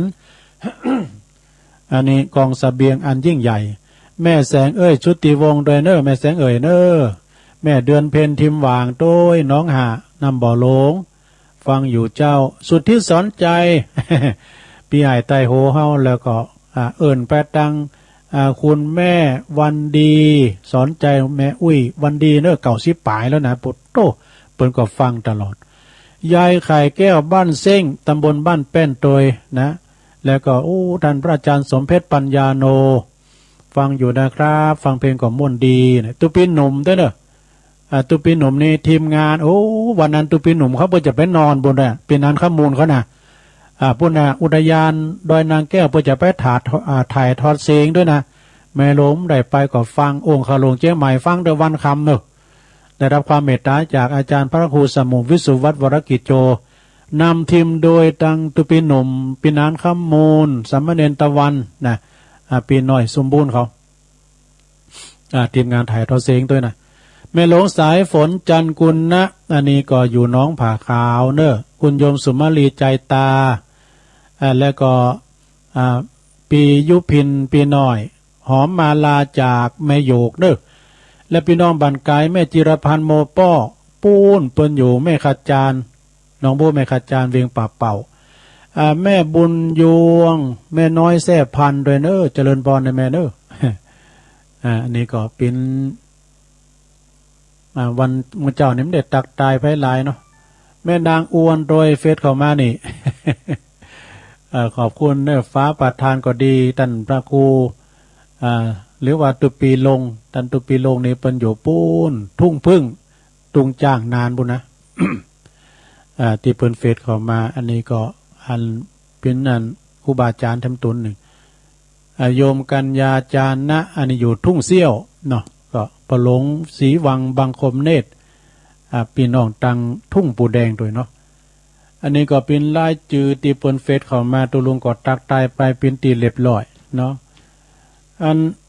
แล้วก็สดาญาติโยมวันที่7 กันยาเนอะเป็นวันทำบุญอายุวัฒนมงคลในหลวงพ่อพระครูอาทรวิสุทธิคุณหลวงพ่อครูบาบุญตันเนอะเจ้าคณะอำเภอหางดงวัดหนองตะละลอง วันที่7ก็ไปแสดงมุทิตาจิตเนอะตีวัดตีวัดอันปุณณะหนองต้องอันนี้ใครน่ะเจริญปอนครับผมกับไปสักของลุงแปลว่าทะเลทรายนี่แปลว่ามันมาจากน้อนเนาะคนทำพิษก็ทรายกระตกไปเป็ดคนทำพิษนะก็ตกเอาเข้าก็กองก็นอกกลายเป็นทะเลทรายโอ้แปลว่ามันมาอย่างอี้แต่ผมก็ก็หาหูนี่กว่านะครับไม่ว่าคุณคุณทำพิษหนักแต่กันเนาะทรายถึงหนักครับทำก่อนหนักเนาะทำก่อนม่วนนะวันนี้นะกายนครใช่ยาวาหนาคือมันอยู่ในตัวหมดอะได้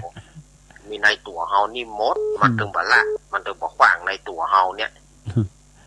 ครับผม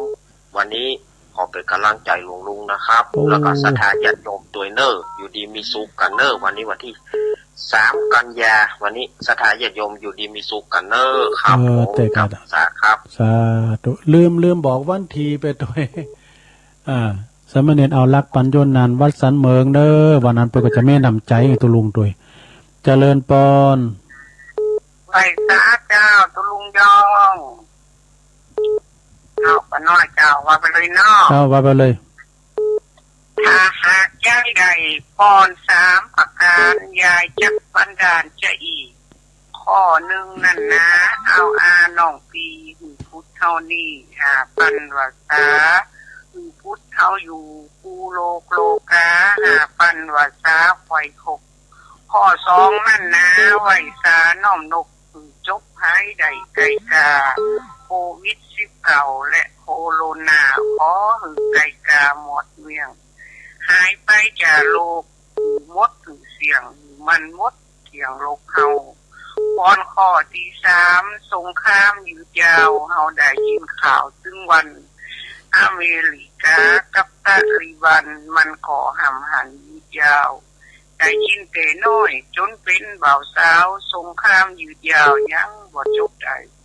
ดูขึ้นเครื่องบินปากันหนีตายอยู่ประเทศไทยสบายดีเจ้าสบายดีเจ้ากำยงวันละกำนะเจ้ากำว่าสละไลเนาะภาษาไทยแปลว่าละเลยนะเจ้าไหว้พระเจ้าสาธุปล่อยปะละเลยเจริญพรเจ้าภาษาเจ้าแม่สมพัฒน์เนาะ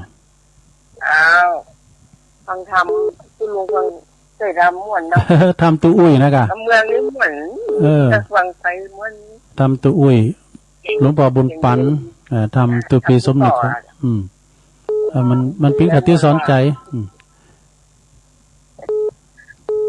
แม่ย่อยสันทรายโอ้ขอบคุณเนอสาธุสาธุ0899555656เจริญปอนอยากได้สาเจ้าเจ้าลุงโอ้อันนี้แม่สีทอนกันเนี่ยได้แม่สีทอนหนองบัวเนาะมันฟังไหนอันแม่สีทอนแม่สีบอนฟังไหนน้องอันเตียนวัดพระบาทอุดมดังน่ะเนาะฟังช่องฟังคืนไหนเจ้าฟังคืนไหนเจนดีเนออ๋อยินดีเนอยินดีหลายๆเนอสาธุสาธุตัวลุงเช็คระบบแล้วนะวัดพระบาทอุดมนี่มันดังนะกระด่างกึกดึกอ่ะปนหน่อยบุญปันโทรมานี่โหก้าเจริญปอนจะไว้สาเจ้าตัวลุงสักเจนดีนะเจ้าแม่สายทองทำวันนี้นะว่าตัวลุงอารมณ์ดีนะวันเนี้ยสักเจนดีสายทองหดตัวแทนพี่น้องให้การน้อยกว่าสักเจนดีเจ้าตัวแทนพี่น้องให้การนะตื่นเมื่อตี 3ตัวลุงวันเนี้ยโอ้ตื่นเจ้าแต่ฟังนั้นฟังธรรมนี่ตัวลุงในการมั่นจะบอกกันว่าอันน้ำใส่เดี๋ยวก็เอาทำล้างใจน้ำใส่ล้างหน้าแต่กะจ้าเจ้าขออ่านก่อนในสบทนะเจ้าเป็นว่าเก้าหมิ่น10 หมิ่นอยู่ได้หมิ่นประมาทเก้าขาด10 ขาดอยู่ได้ขาดศีลขาดธรรมเก้าทำ10 ทำมันต้องทำบุญเก้ากุล10 กุลเจ้ากุลป่อกุลแม่เก้าแผ่10 แผ่บัดเจ้าแผ่เมตตาเก้าหา10 หาบัดเจ้าหาปานิปานเก้าตาน10 ตานตานเจตนาสถานะเจ้ากำลังใจทุกลงนะเจ้าตามเจตนาศรัทธาเนาะไม่ได้บักไม่ได้แบนแล้วแต่เอาคำมาแถม0899555656เจริญปอนเจ้านมัสการเจ้าตัวลุงเจ้าโยมพิสมัยเนาะเจ้าวันนี้ติดแย่ไงวันนี้มันสายมันพันเนี่ยเนาะเจ้าดอนตันแม่ริมวันนี้ถ้าจะเป็นตัวแทนตังตำบลเมืองแก้วตรงนอดตรงวันไงแม่แดงเขาโทรมานี่เนาะแม่แดงดอกตะล่อมแม่แดงนี่สันผีเสื้อหรอครับคนละตำบลนะนั้นไปเขียนในเมืองแต่เขียนติดต่อกันนะติดต่อแม่กันเหมือนเปิ้นว่าละกะก็เดียวอาจารย์นิพนธ์ว่าแม่กันจะได้แม่กันห่างกันจัดนักเนี่ยขอบคุณเจ้าเป็นแค่เหมือนกันยินดีครับโยมพิสมัยเลยเนอเจ้าของรายการธรรมะคลายเครียดเนออันนี้นะให้กำลังใจเจริญปอนเอาขอรุดไปละ0899555656เจริญปอนโอ้แม่จันสีใช่ว่าพระบาทอุดมดังอยู่รู้ยังไงกันเนี่ยแต้มเจ้าตุลุงเช็คคำก่อนนี่มันดังนะตุปีโจเขาแปลงแล้วกะตุปีเลินเขาอ่ะเนาะโอ้ขอบคุณเนอะไปของเข้าอ่ะได้ฟังกำลังเข้ามาฟังกระดังตุลุงเขาคำก่อนเช็คระบบมันกระดังกึกด้วยอ่ะเดี๋ยวนี้ดีแล้วกว่าดีกันเนาะโอ้เอื่นประตามปอเล่งลงเขาเนอกิตติวงศ์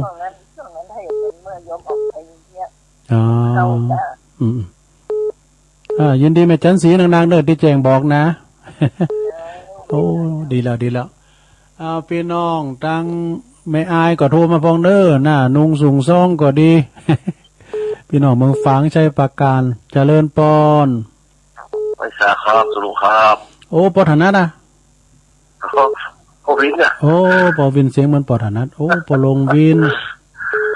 เด่นเด้อปอลงวินสันขีดเล็กเนาะครับโอ้ฟังเจ้าหลับลง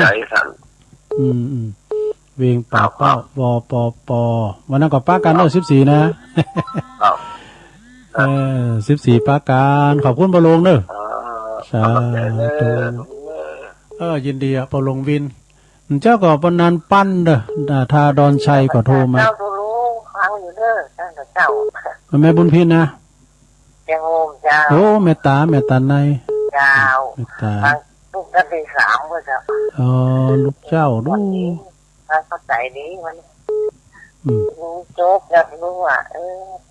รับกันมดก้าอีก ตัวลุงมานี่คนเดียวอ่ะพี่น้องเปิ้นก็ฟังกันเนาะ เจ้า ขอบคุณแม่ตาเจ้าสาธุแม่ตาในแจ่โหมบนเด้อแม่ฟองลูกละแม่ฟองอ่ะเอา0899555656 ตะลุงตา โอ้โยมพรป่าเสามาแล้ว โอ้อันนี้ไม่ใส่ทองกำลังพี่สมัยนี่ลูกเจ้าแต่เนอจ้า เน้นรักครับล้อเน้นรักมาก่อนมัน จ้าจะฟังทำตะลุงแล้วได้สติเนอจ้าวันนี้จ้า จิตตลาดเนาะอยู่ในตัวเขาเนี่ยโมดอะกายยานกร จ้าจ้ามีในตัวเขานี่แหละจ้า โอ้วันนี้ วันนี้มีอันพระมาบิณฑบาตนะบานยมรับเขาหน่อยแล้วจ้า โอ้อีกอ่ะดีแล้วนะโอ้บุญกุศลเนี่ยปกปักรักษาเปิ้นเอาบุญมาจูถึงตูโฮบานเนาะกระทำใจดีแล้ว เนื้อนาบุญเลยจ้าน้องพระสงฆ์เป็นเนื้อนาบุญ แม่น เป็นน้องที่เขาได้หวานบุญนะจ้าลุงเนาะ แต่จ้าให้กำลังใจตะลงนะ ขอบ จ้า คุณแม่สาธุโยมพร จ้า เพิ่นอยู่ป่าเสาเนอะป่าเสาตัวแทนพี่น้องอุโมงค์พุ่นนะแม่วานเขาเราแม่วานบ้านกอกฟังกันแม่วานแม่อำพันยานาตาลบ้านวายเจริญปอน แต่เวชเจ้าตะลุงชัดเจนดี โอ้แม่ ของ เหลว ปาหมู่11เจ้า แม่เหลวของเป้ามาแล้วแม่เหลวของเป้าฟัง เจ้าแต่ที่ตะลุงต๊อกผิดแต่ก็สลัดผิดแต่เสียงเหมือนเนาะ เสียงเหมือนกันได้กะพอฐานะเป็นหมู่สีโลของเป้า เด้อตะลุง ยินดีแม่เหลวหนักๆเด้อ เจ้า สาธุตัวแทนปีน้องตั้งหล่องเคือกว้าวแม่ยินเขาเล่าฟังอยู่แม่ไพปั่นขวางแม่ดีเขาป่าสร้างหน่อยเจริญปอนเจ้าแกเวชเจ้าตะลุง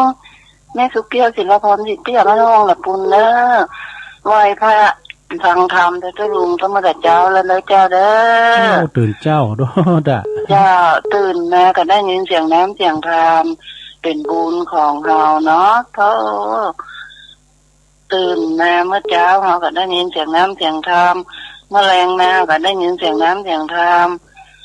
น้ำธรรมคำสอนเนี่ยเป็นที่จ้างที่เปิ่งเด้อตุลุงแพ้เมื่อคืนเบิ้นแต่ไม่ลืมเนี่ยเกมน้ำมนต์เนี่ยหลวงพ่อใหญ่เปิ้นจะสวดมนต์นะวัดพระบาทอุดมพ่อใหญ่วันนี้เนาะพอหยิบมาสวดแต่เกมน้ำมนต์ไว้เอาน้ำมนต์ออนไลน์สืบชะตากันเนาะเจ้าขอ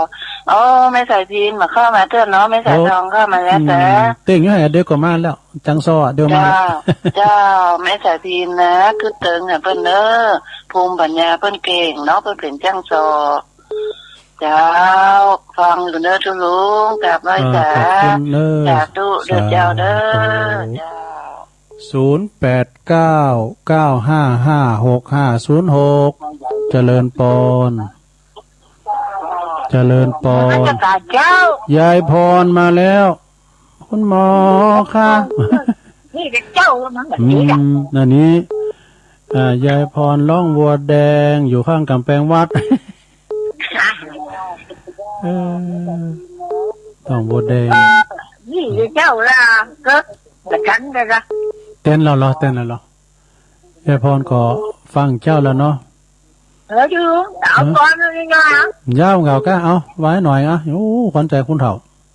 น้อยเดี๋ยวเอาละเอาเลยเอา2 ข้อสัญญา2 ข้อ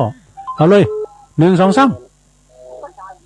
อยากนี่เลยต้องทำงานเนี่ยอยากขันทบอยากเรียนจบต้องขยันวันศึกษาอยากมีรักต้องปักใจเรียนไปหาอยากมีหน้าต้องมีหน้าอาสาโดยเป็นคนดีให้อยู่เป็นสุข ยายได้เป็นทุกเฮินขอให้บุตรธิดาทุกคนจบละโอ้มวนแต่กะโอ้เน็ตเด้อพวกเอามาดำเด้อเอาหน่อยอ่ะแล้วเอาละอันตุ่มมันจะนี่อ่ะจะเนี่ยจริงมันมีนักหนา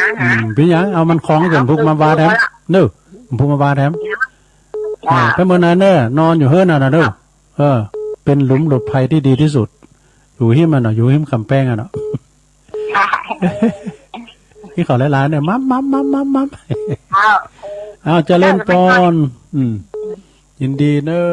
ยายพรร้องบัวแดงสันกำแพงเชียงใหม่โอ้นี่เป็นดาวประจำเจริญพรพระสังฆเจ้าลุงโอ้แม่พิมพ์มาแล้วเนาะแม่พิมพ์เจ้าฟังแต่เจ้าแล้วเจ้าป่าแดดตั้งเพลงมาละโอ้โหตื่นเจ้าเนาะฟังเพลงของโมนั่นนี่พวกเลยจะเป็นลมสมัยนะพวกนั้นลมสมัยส่วนแบ่งที่ไม่ต้องการแล้วก็สันสนีหนีช้ำเข้ามาเนี่ยมันอยู่ในแตนเพลงอ่ะละบุกฟังร่วมสมัยกันเนาะหนุ่มนาข้าวเสานาเกลือยังไงเอาระลึกถึงสายันสัญญากันขอบคุณแม่พิมพ์เนอเจ้าไว้ตาเจ้าไปตังยายปันเด้อเนอยายปันปก็อยู่ดีมีสุขละไปตังแม่แสงเขาตีปุณณป่าข้าปุณเนอเจริญปอนวันข้าเจ้าตุลุงวันนี้ไม่อุ่ยฟังอาจารย์รัตนาธรรมฟังเนาะพี่น้องเมื่อฟังเหรอพี่นันพุ่มหนูพี่นันพุ่มวิริยะปุณอยู่สันไซคลองหน่อยปุณรัตนาธรรมโมนะโทษเนาะรัตนาธรรมของปุณอยู่รู้เนาะอาจารย์เขาตุลุงมีหลายตีเนาะไม่หลายตีกันนั้นเลื่อมเขาดูนั้นเลื่อมเขาปกติเจ้ามันก็เนาะตุลุงเนาะตื่นเจ้าแต่กะแต่ยิ่งกันเส้นคุณเก่าแล้วคุณไม่ถึงไม่จื้อเนาะแม่มันคุณเก่าเขามารับมานอนเหมือนคุณเฒ่าเนาะเขาหนุ่มคุณหนุ่มมันรับอยู่เขาจัดการวันคำข้างตุลุงจุดตลอดดีแล้วพวกก็มาอยู่เนอะกูคืนกูเจ้าดีแล้วฟังกูตุ้งกูองบางทีก็โทรหากับปฏิกเจ้าองค์กับโทรปฏิกอากาศตุลุงนี่เปิดโอกาสด้วยเปิดสาธุกูฟังไล่อยู่เนอะตุลุงเขาโทรหาตุลุงได้โตพี่น้องหลวงพ่อพระครูจัดหลายน่ะพระครูโชติสุวรรณสอนน่ะสามเมืองเนอสามเมืองใต้แม่นหมดตุลุงลูกหลานเปิดเมตำปุนเจริญปอนไว้สาเจ้าตุลุงเจ้าโอ้แม่จันทิพย์แม่จันทิพย์เกตกาลามมาแล้วไม่เนี่ยบัติดเนี่ยแหละอ๋อดีกะฟังเจ้าละกะไม่จันทิพย์เจ้าฟังเพลงแรกเลยเจ้าพวกก็มาอยู่พวกก็ไปพารับศีลกันเนี่ยกะพวกมีกิจกรรมเนาะเจ้าไหว้สาด้วยกันไหว้พระด้วยกันดีเจ้าดีกะพวกในซ้ำโตจะยาวน่ะกิจกรรมยาวของที่ลงมงฝางก็จะมาเต้นกี่โมงเจ้ามันบุดกัน2 ทุ่มกะ2 ทุ่มถึง4 ทุ่มไม่ลงเขาไม่ได้ฟังแหละเปิ้นจะถ่ายทอดขึ้นเนี่ยกะวันศุกร์มันจะดังไปดังปุ่นแผ่วเว้งป่าเป่าปุ่นแผ่วพะเยาเจียงไฮ้แปรนานปุ่นแม่ละเมืองลี่แล้วก็โพไปดังแม่แจ่มเด้กะแต่องค์คาโลงที่หันนี่เปิ้นก็เป็นรายการอื่นต่อไปเนาะพี่ยังขอบคุณแม่จันทิพย์เด้อฝากไหวสาหลวงปอด้วยเด้อที่วัดเกตกาลามนะเจริญปอนกราบนมัสการท่านครูบาเจ้าลูกเจ้าไหวสาหลวงพ่อมานิดแม่นแล้วตักทายกันเห็นน้อยแล้วก็ส่งข่าวที่จะไปดอยนางแก้ววันที่14ครับบอกคือแม่ปุ้ยที่อยู่ฟาร์มไก่ของโปเลียงสว่างห้วยบอนที่ตุลุงไปซื้อไข่ไก่วันนั้นนะลูกเปิดถามตุลุงละผู้ดังอะไรกันนะจำได้ตุดพงกูลืมถามชื่อแม่ปุ้ยไปตุลุงมานี่จะไปวัดต้องสุมาเถอะ ไปด้วยนะแก้ววันที่14เนอะวันอาทิตย์มันมาอุ้ยเนอะ14แต่เนอะอุ้ย อุ้ มั ย นต้องฝากปัจจัยที่จะไปหอมชื่อกับไผ่ละตุลุงจะขึ้นไปหาเองที่ฟาร์มไก่ของผู้เลี้ยงสว่างห้วยบอนะเนอะอุ้ยเอาไข่ไปตัว ตรวจซื้อไก่ไปฝากลุงยอง โอ้ แล้วไผ่เลยเนาะแล้วเอิญไปหาตั้งแม่น้อยบุญยองพุทธลุงขออู้หลังไม้เดือกำเนอะอ๋อแม่ยังก็พันสมบัตินะน้องเหรอแม่ยังก็พันสมบัติอ่ะแม่ยังก็แม่จันสมพันสมบัติแม่จันสมเป็นลืมเปิ้นกล้ามันบรรลุนามสกุลพันสมบัติเลยนะเปิดฟังตลอดแม่จันสมแม่จันสมฟังเลยว่ะแม่จันสมไม่นะครับใช่แม่ตื่นก็ได้ยินก็ถ้าอยู่อ่ะเมื่อวานนี่ถึงนอนตึกฟังทุกโดนทุกองอยู่บนบ้านนะผมไปหาเปิ้น2 เดือนแล้วหรอไปเยี่ยมเ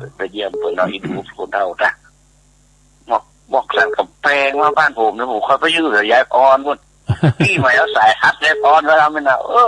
เอาก่อนเห็นหน่อยว่าผู้ความมาใหม่เลยยายพรเนอะ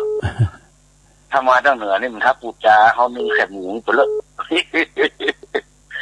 ขอบคุณรวมวันที่14ป้ากันเนาะตัดสินใจละหารถได้ละโอ้ดีแล้วเดี๋ยวตาลิโยเนาะครับผมจะอยู่ตั้งกี่น้อยนะขึ้นได้ก็ขึ้นถ้ามาขึ้นได้ก็ตานแล้วก็รวบปานบนนะลุงเนาะครับแต่กะใบสาครับสถาญาโยมเตรียมเนื้อเตรียมตัวแจ้งเลยจะใส่บาตรที่ไหนก็ใส่แม่ครูรำรวนเป็นโคป่อนานข้ามแม่ท้องแม่เลี้ยมเขาอยู่ตะพูนแม่ท่าทาเขาก็จะดูลงตะพูนละเอวแล้วสบายเมาหัวแล้วเนอะส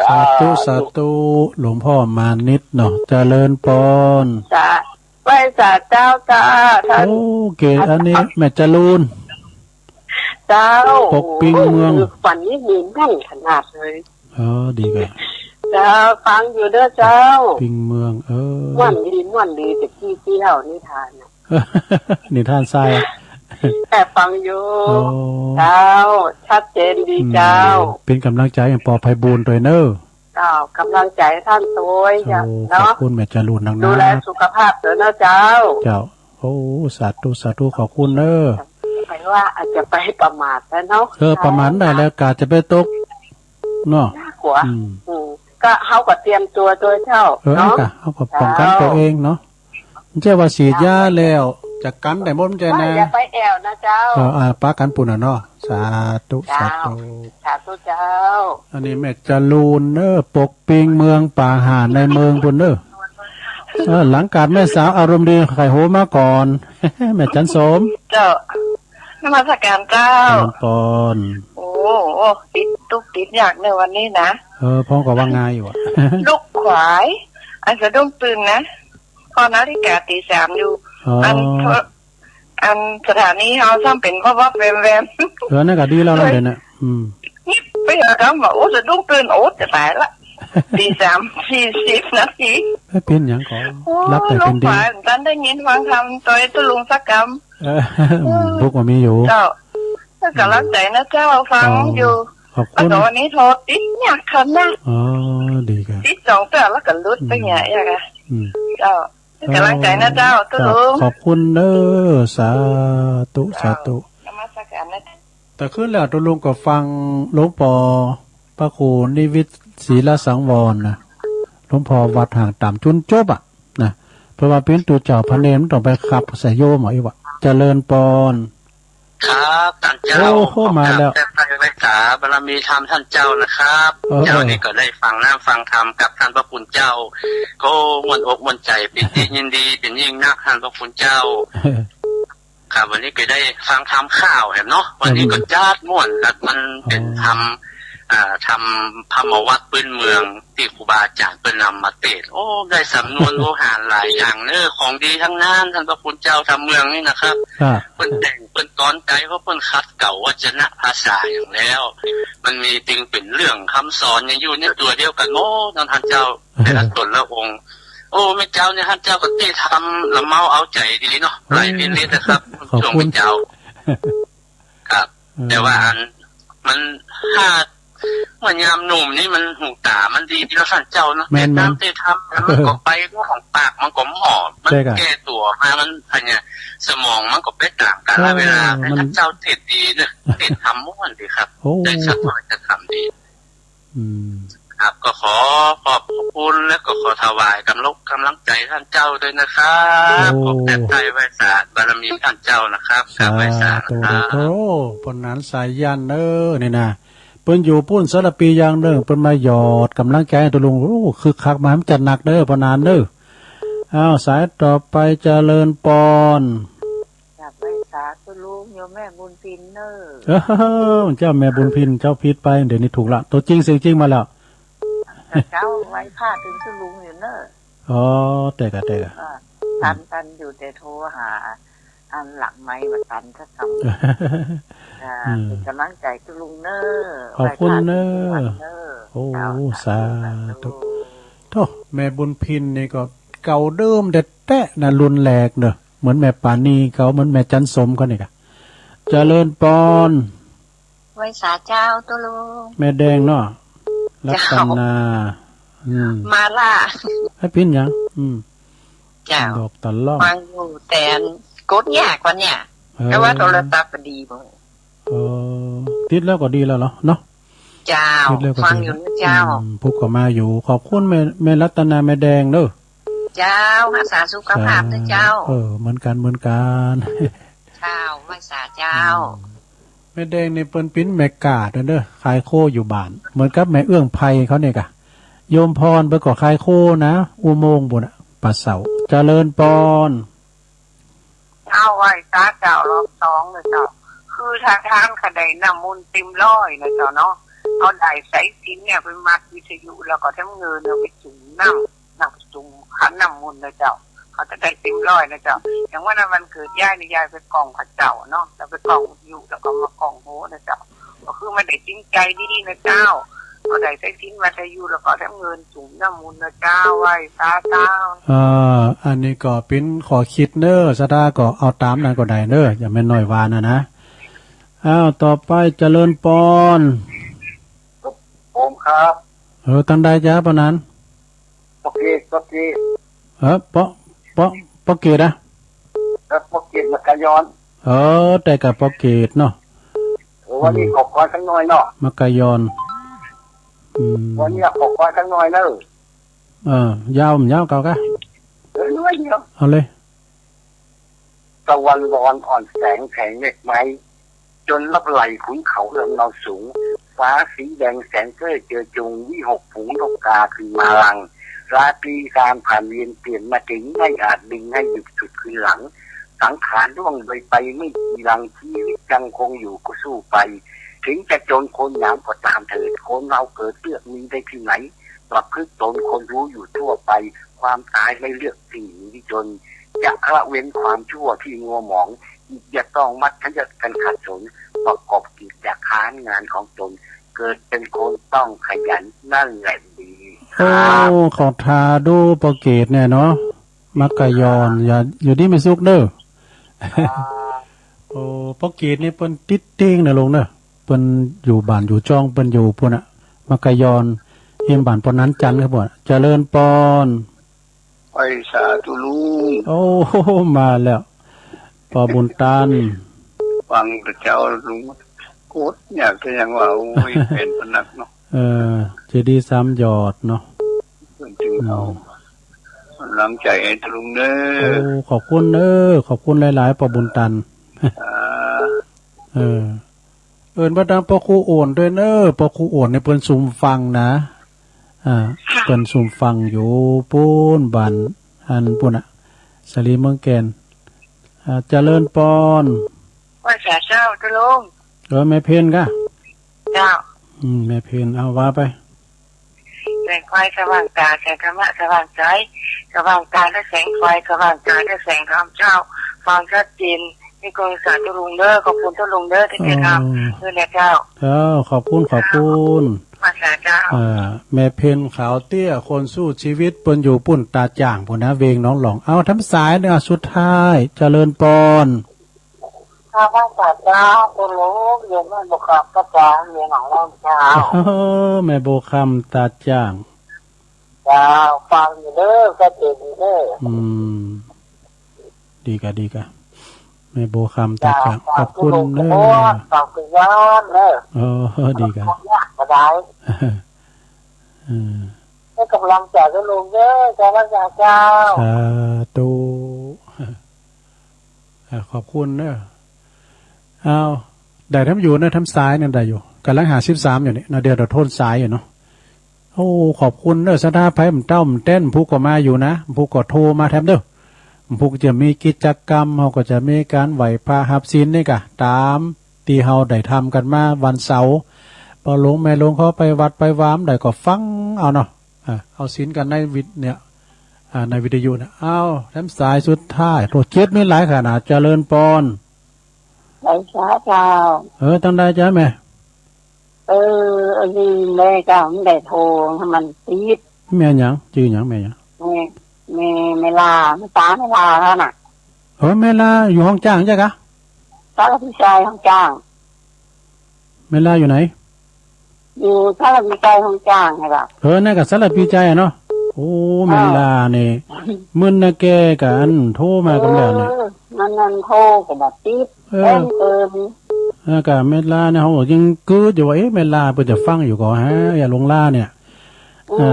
ในบุญเมืองเนี่ยเพิ่นฟังตลอดเพิ่นโทรมาดูห้องจ้างในห้องหากะลงเรื่องกับโคคานโมวันนั้นตัวก็มามูลนิธิเนี่ยเพิ่นก็มาแจกของพี่ยังอยู่ดีในสุกเนาะโอ้ดีแล้วดีใจเนอะลงล่าไม่แล้วลงเรื่องลงเรื่องน่ะเพิ่นอายุ80ปลายนะลงเรื่องเนาะ80ปลายแล้วค่ะแล้วลงล่าเนี่ยตัวใดเลย70ที่เนี่ยโอ้หนุ่มอยู่นี่หนุ่มอยู่70กันโอ้ดีแล้วลงล่าโทรมาปิ้นสุดท้ายขอบคุณลงล่าเด้อเวลาตัวลงจบพอดีตื่นก็มาตี2เอาเนาะตื่นเจ้าแต่พูดกันเด้อแรงเพื่อกับฟังตูวีโอคอนเนอร์บ่าย3นะขอบคุณเนอะลงล่าเนอะจบพอดีสาธุยินดีได้หลายเนอะลงล่านี่ก็โทรมาโอ้เดี๋ยวอันนี้ไพ่เนี่ย54เจริญปอนแสงวันนี้เขามาปิดได้นะโอ้ปอเสียวะโอ้ปอเสียวใช้เหล็กกันทามาแล้วอันนี้ปอเสียวตัวลุงเนอะวันนี้สวไม่หวยออกได้วันนี้นะนะไอ้จะได้ขุดตันขุดหาแล้วไอ้ตรงนี้โอ้พอดีอ่ะโอ้ขอบคุณปอเสียวนักๆเด้อเป็นกำลังใจปอเสียวโตยอยู่ดีมีสู้พวกกับฟังแถมเป็นกำลังใจแล้วก็เป็นกำอยู่ดีมีสุขสาธุขอบคุณปอเสียวเนอะปอเสียวใช้เหล็กกันทาเนอะนี่นะมาอยู่ดงนิมิตน้ำดิบน้อยขอบคุณหลายๆเนาะต่อไปตุลุงขอโทษสายกันเนอะมาอยู่ตึงมดสาวเก่าสายนะพูกมันเต้นมาแถมเนาะสัมมาเนรลักปัญโยนันแม่น้อยกาดนัดแม่สมผัสแม่ย่อยสันทรายแม่สีทรชัยประการหนองบัวแม่สายทองธัญญาแก้วห้วยการโยมพิสมัยดอนตันแม่ริมแม่จันสีแจงโหรินฝางแม่ปลงวินสันขี่เล็กเวงป่าเป่าแม่ตาแม่ตะนายเจ้ห่มลำปางโยมพรป่าเศร้าอุโมงค์เนอแม่เหลวขวงเป้าหมู่11แม่สุแก้วศรีลาพรยายพรร้องวัวแดงอยู่ข้างกำแพงวัด แม่พิมพ์ป่าแดดแม่อุ้ยอินแม่สาบเสมิงแม่จันติบเกตการามหลวงพ่อมณิษฐาวโรสำนักสงฆ์หอมบุญป่าไม้แดงดอยสะเก็ดแม่จรูนปกปิงเมืองป่าหาในเมืองแม่จันสมมณีจักหลังกาดแม่สาวแม่อายปนเนอปนานสายยันสารพียางเนินขอบคุณปนานเนอมาหือกำลังจิตกำลังใจ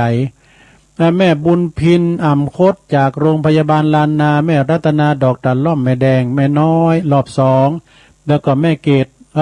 ปอเกตได้ปอเกตปากยอนเนอนี่เพิ่นก็โทรมาปอบุญตันจะได้ซ้ำยอดแม่เพนขาวเตี้ยตาจ้างเวงน้องหล่องแม่โบคำตาจ้างเวงน้องหล่องลงล่าเนี่ยลงล่าสารพีชัยห้องจ้างสารพีชัยห้องจ้างเนาะแล้วก็พอเสียวใช้เหล็กกันทาตึงมดสาวเก่าสายพอดีเนาะ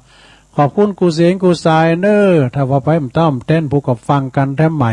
ขอบคุณกลางคืนสถานีทุกคืนโดยตัวลุงนำรายการจากลาสตาไปก่อนเนอโชคดีมีใจเหมือนกันจุคนจุตานเนอจัตตาโรธรรมาวัฏันติอายุวันโนสุขังปะลัง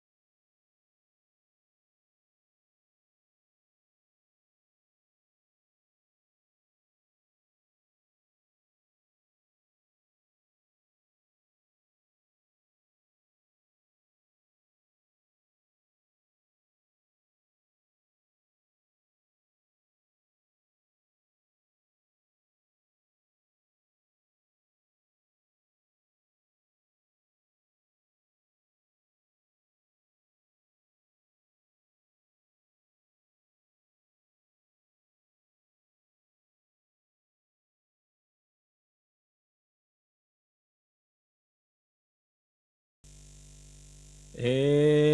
วเมสุตังเอกังสัมมายังภะคะวาภาราณสิยังวิหารติอิสิปตเนมิขทาเยตาตระโคภะคะวาปัญจวัคคีเยภิกขุอามันเตสิทเวเมภิกขเวอันตาปาปชิเตนะนะเสวิตาภายโยจายังตาเมสุกามสุขันลิกานุโยโคหิโนคัมโมโปตุชนิโกอนาริโยอนาถสันหิโตโยจายังอัตตกิลมัฏฐานุโยโคทุกโขอนาริโยอนาถสันหิโตเอเตเตภิกขเวอุโปอันเตอนุปคัมมมาชิมาปฏิปทาตถาคเตนะอภิสัมพุทธาจักขุกรณียานกรณีอุปสมัยยะอภิญญายสัมพุทธายนิพพานายสังวัตติกตมาจัสสาภิกขเวมาชิมาปฏิปทาตถาคเตนะอภิสัมพุทธาจักขุกรณียานกรณีอุปสมัยยะอภิญญายสัมพุทธายนิพพานายสังวัตติอะยเมวะอริโยอาทังคิโกมาโคสัยยติทังสัมมาทิฏฐิสัมมาสังกัปโปสัมมาวาจาสัมมากัมมันโตสัมมาอาชีโวสัมมาวายาโมสัมมาสติสัมมาสมาธิอายังโฆสาภิกขเวมาชิมาปฏิปทาตถาคเตนะอภิสัมพุทธาจักขุกรณียานกรณีอุปสมัยยะอภิญญายสัมพุทธายนิพพานายสังวัตติอิทังโคปนะภิกขเว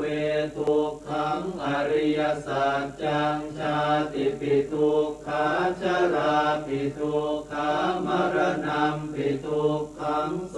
กปริเทวทุกขโทมนัสสุปายาสาปิทุกขาอาปิเยหิสัมปโยโคทุกโขปิเยหิวิปโยโคทุกโขยัมปิชังนลปฏิตัมปิทุกขังสังขิเตนะปัญจุปาทานาขันธาทุกขาอิทังโคปนะภิกขเวทุกขสมุทัยโยอริยสัจจังยายังตัณหาโปโนภวิกานันทิราคสหคตาตาตระตาตราภินันทินีสัยยติทังกามตัณหาภวตัณหาวิภวตัณหาอิทังโคปนะภิกขเวทุกขนิโรโธอริยสัจจังโยตัสสะเยวตัณหายะเสสวิราคนิโรโธจาโคปฏินิสสะโคโมติอนาลโยอิทังโค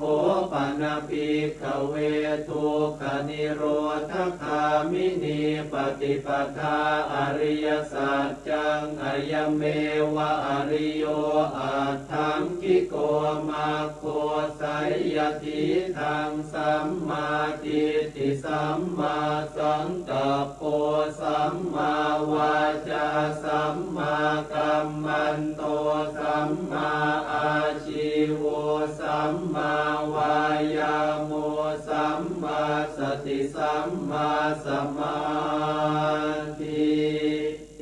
ทังทุกขังอริยสัจจันติเมภิกขเวปุเพอนันโนสุเต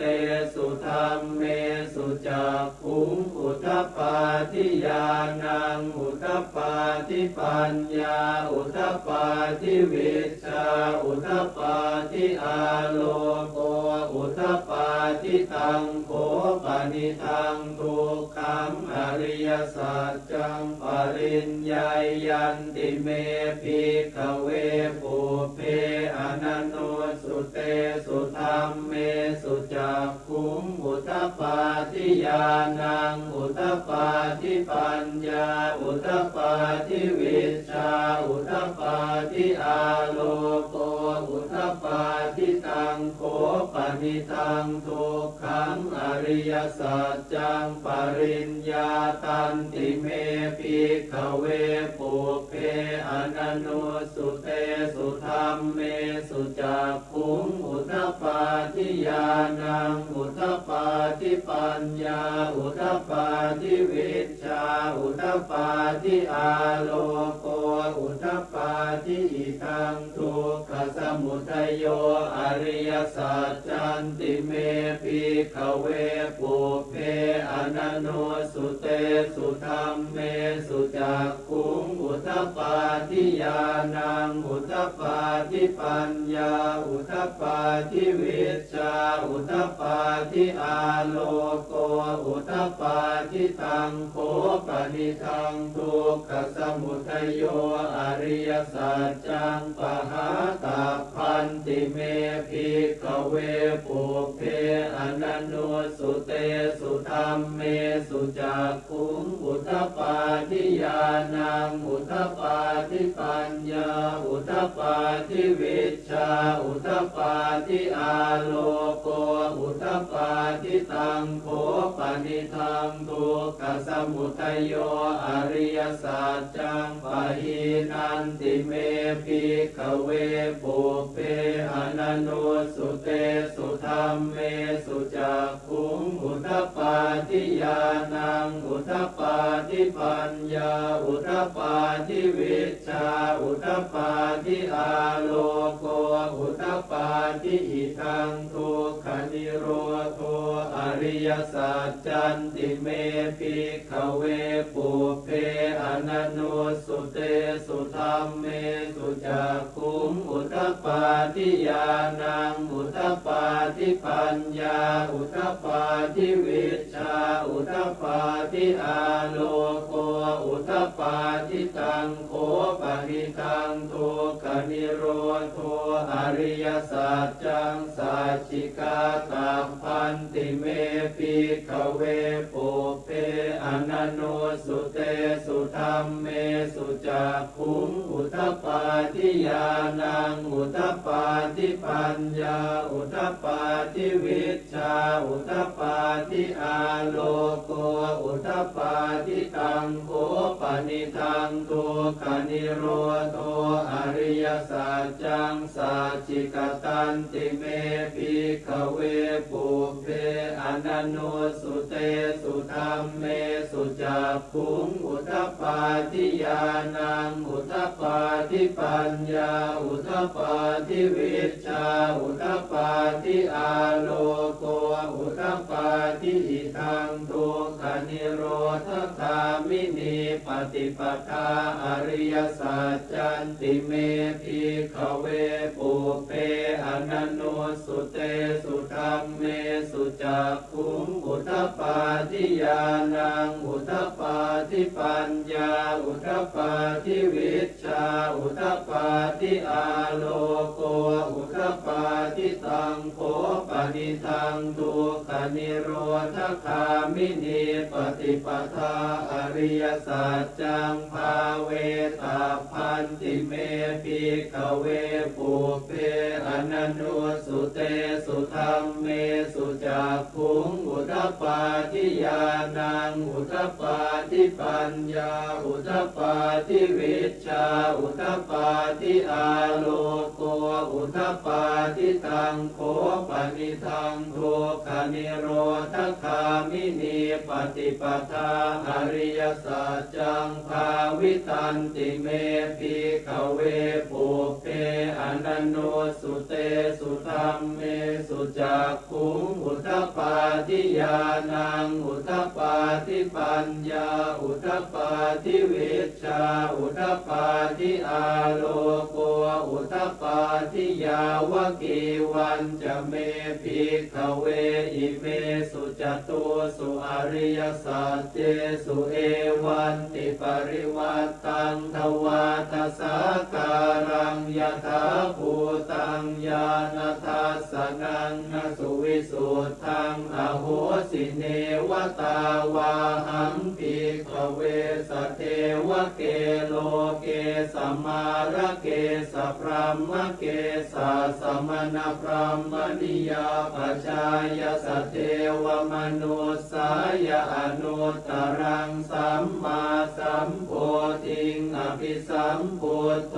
ปัจจัญญาสิงยโตจะโคเมภิกขเวอิเมสุจตุสุอริยสัจเจสุเอ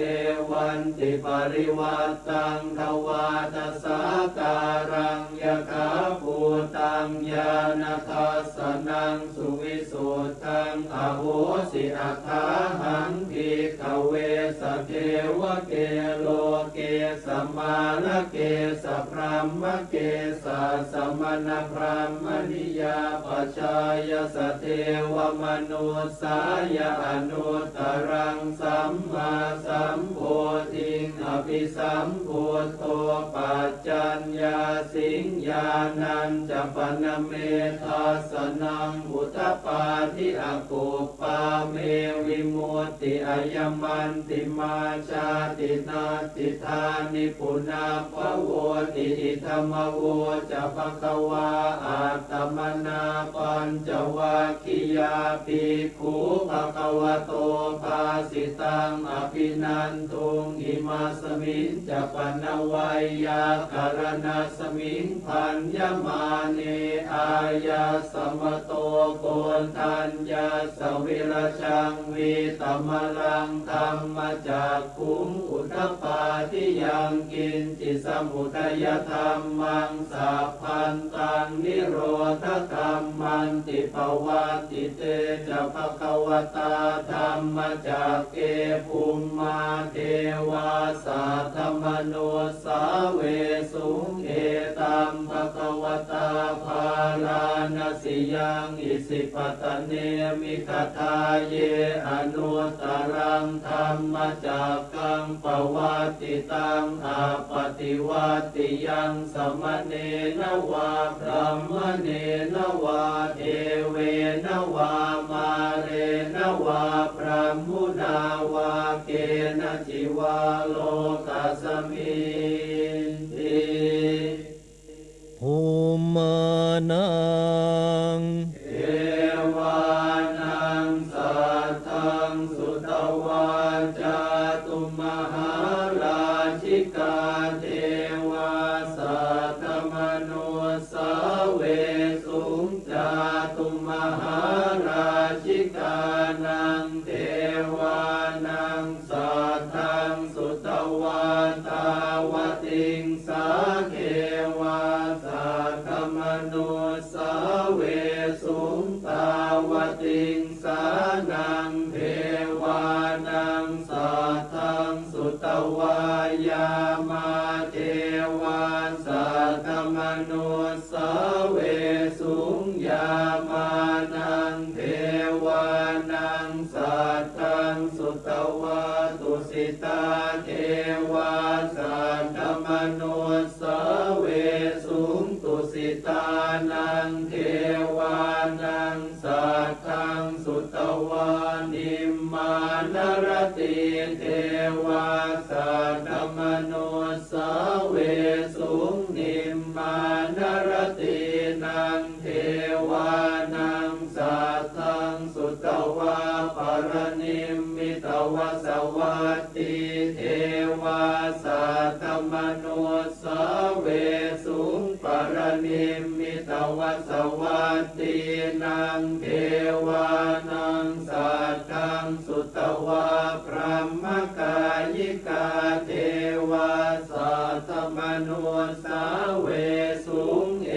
ตัมภควตาภาราณสิยังอิสิปตเนมิกตาเยอนุตตรังธรรมจักกังปวัตติตังอาปฏิวัติยังสัมมเนนวาพระมเนนวาเทเวนวามาเรนวาพระมุนาวาเกณจิวาโลกัสมินติอิติหเตนะคะเนนะเตนะโมโหเตนะยาวะพระมโลกาสัตโตอาภูคาจิอายัญจัตสัสหัสสีโลกธาตุสังกัมปิสัมปะกัมปิสัมปะเวทิอาปมาโนจะโอลาโลโอภาโสโลเกปาตุระโหสิอติกัมเมวะเทวานังเทวานุภาวังอัตโคภควาอุทานังอุทานเนสิอัญญาสิวัตโพโกนทันโยอัญญาสิวัตโพโกนทันโยติติทังอายสมโตโกนทันยาสอัญญาโกนทันโยตเววนามังอาโหสิติเมตตาพรหมวิหารภาวนาโดยย่อเอวัมเมสุตังเอกังสัมมายังภะคะวาสาวติยังวิหารติเชตวเนอนาถปิณฑิกาสอาราเมตตาระโคภะคะวาภิกขุอามันเตสิภิกขโวติภะทานเตติเตภิกขุภะคะวะโตปัจจัสโสสุงภะคะวะเอตทะโวจาเมตตายาภิกขเวเจโตวิมุตติยาอาเสวิตายาปาวิตายาปะมุริกตายาญาณิกตายาวัตถุกตายาอนุทิตายาปริจิตายาสุสมาราตายาเอกตัสสานิสังสาปาติกังคากตเมเอกตัสสะสุขังสุปฏิสุขังปฏิพุชตินะปาปะกังสุปินังปัสสติมนุสสานังปิโยโหติละมนุสสานังปิโยโหติเทวตาราคันตินาสะอาคิวาวิสังวาสัตตังวากรรมติตุวตังจิตังสมาธิยติมุขวันโนวิปัสสิทติอาสัมโมลโหปะรังกโรติอุตตริงอาปฏิวิชันโตธรรมโรกุปะโคโหติเมตตายาภิกขเวเขโตวิมุตติยาอาเสวิตายาปาวิตายาภะมุริกตายาญาณิกตายาวัตถุกตายาอนุทิตายาปริจิตายาสุสมาราตายาอิเมเอกตัสสานิสังสาปานิกังคาติอนุทิโสภารนาเมตตาเจโต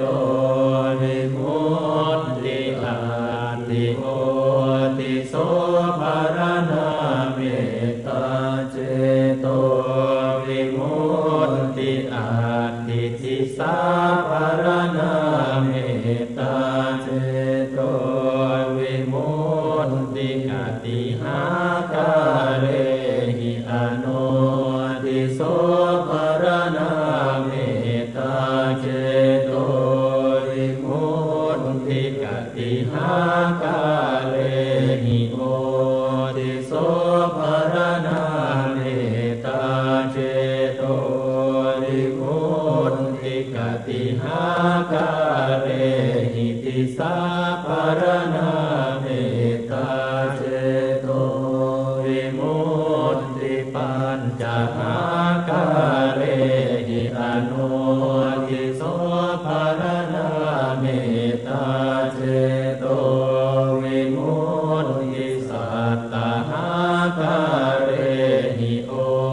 ติโสภารณาเมตตาเจโตวิมุ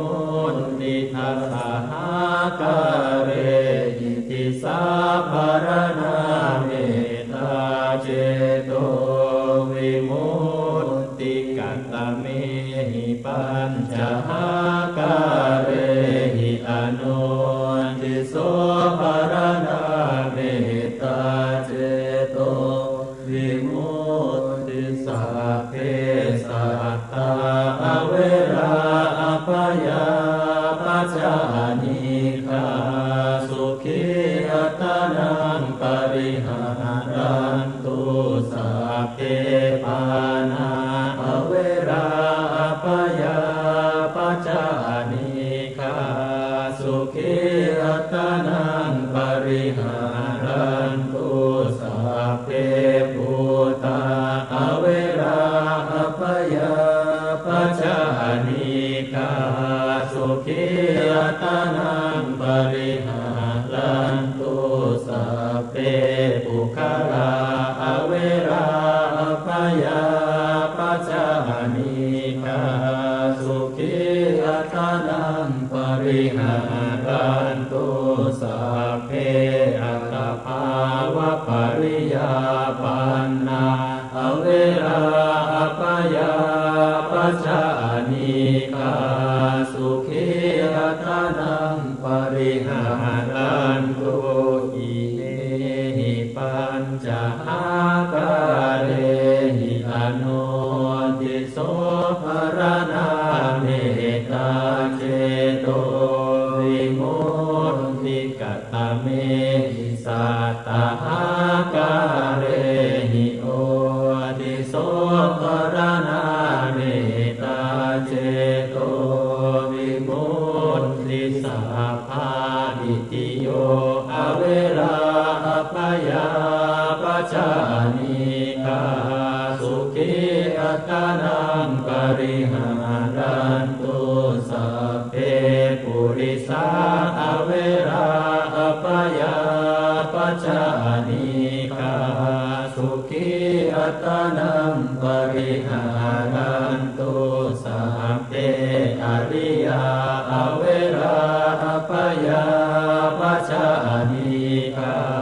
สุขีอัตตานังปริหารันตุ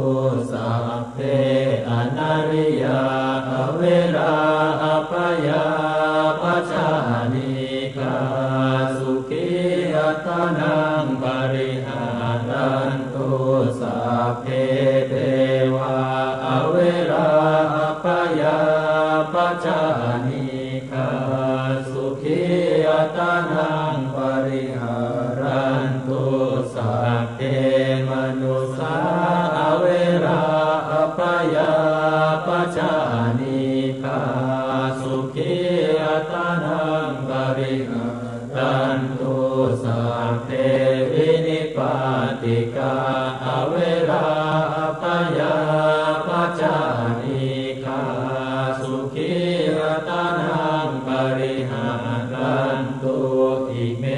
หิสัตตหาการเรหิโอติโสภารณาเมตตาเจโตวิมุตติกัตตะเมหิทัสสะหาการเรหิติสาภารณาเมตตาเจโตวิมุตติสัพเพปุราติมายติสายสัตตาอเวราอภยาปัจจานิฆาสุขีอัตตานังปริหารันตุสัพเพปัจฉิมายติสายสัตตาอเวราอภยาปัจจานิฆาสุขีอัตตานังปริหารันตุสัพเพอุตตรายติสายสัตตาอเวราอภ ยาปัจจานิคาสุขีอัตนังปริหารันตุสัพเพทักขินายติสายสัตตาอเวราปยาปัจจานิคาสุขีอัตนังปริหารันตุสัพเพปุราติมายาอนุทิสายสัตตาอเวราปยาปัจจานิคาสุขีอัตนังปริหารันตุสัพเพปัจฉิมายาอนุทิสายสัตตาอเวราปยาปัจจานิคาสุขีอัตนังปริหารันตุสัพเพ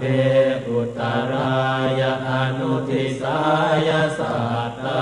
อเวราปยาปัจจานิคา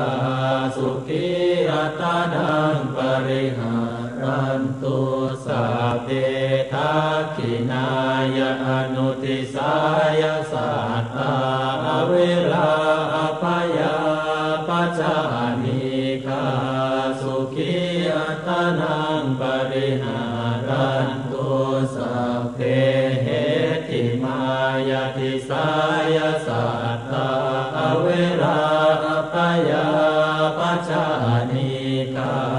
สุขีอัตนังปริหารันตุสัพเพอุปาริมายาติสายสัตตาอเวราปยาปัจจานิคาสุขีอัตนังปริหารันตุอิเมหิทัสสะหากาเรหิติสายปารณาเมตตาเจโตวิมุตติ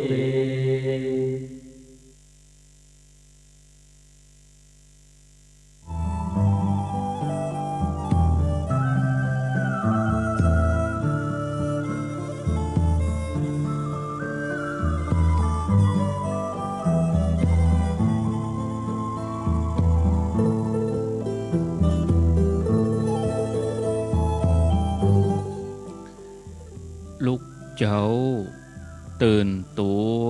เจ้าบัวกับหันเยื่องนาพังพร้อมลุกควายบอตันหนตางกีดก้อมก้าตัวบอต้อมปุ่นอายจุงเก่งเข้าไว้อย่าไปเฮือขวายต่อหน้าสบายจำไว้เน้อเจ้าจำไว้เน้อเจ้าอรุณสวัสดิ์ธรรมะสวัสดีสวัสดียามเจ้าศรัทธาญาติโยมท่านผู้ฟังทั้งหลายยินดีต้อนรับเข้าสู่รุ่งอรุณวันใหม่ปะกันเจ้านี้เป็นเจ้าของวันศุกร์ที่3เดือนกันยายนพุทธศักราช2564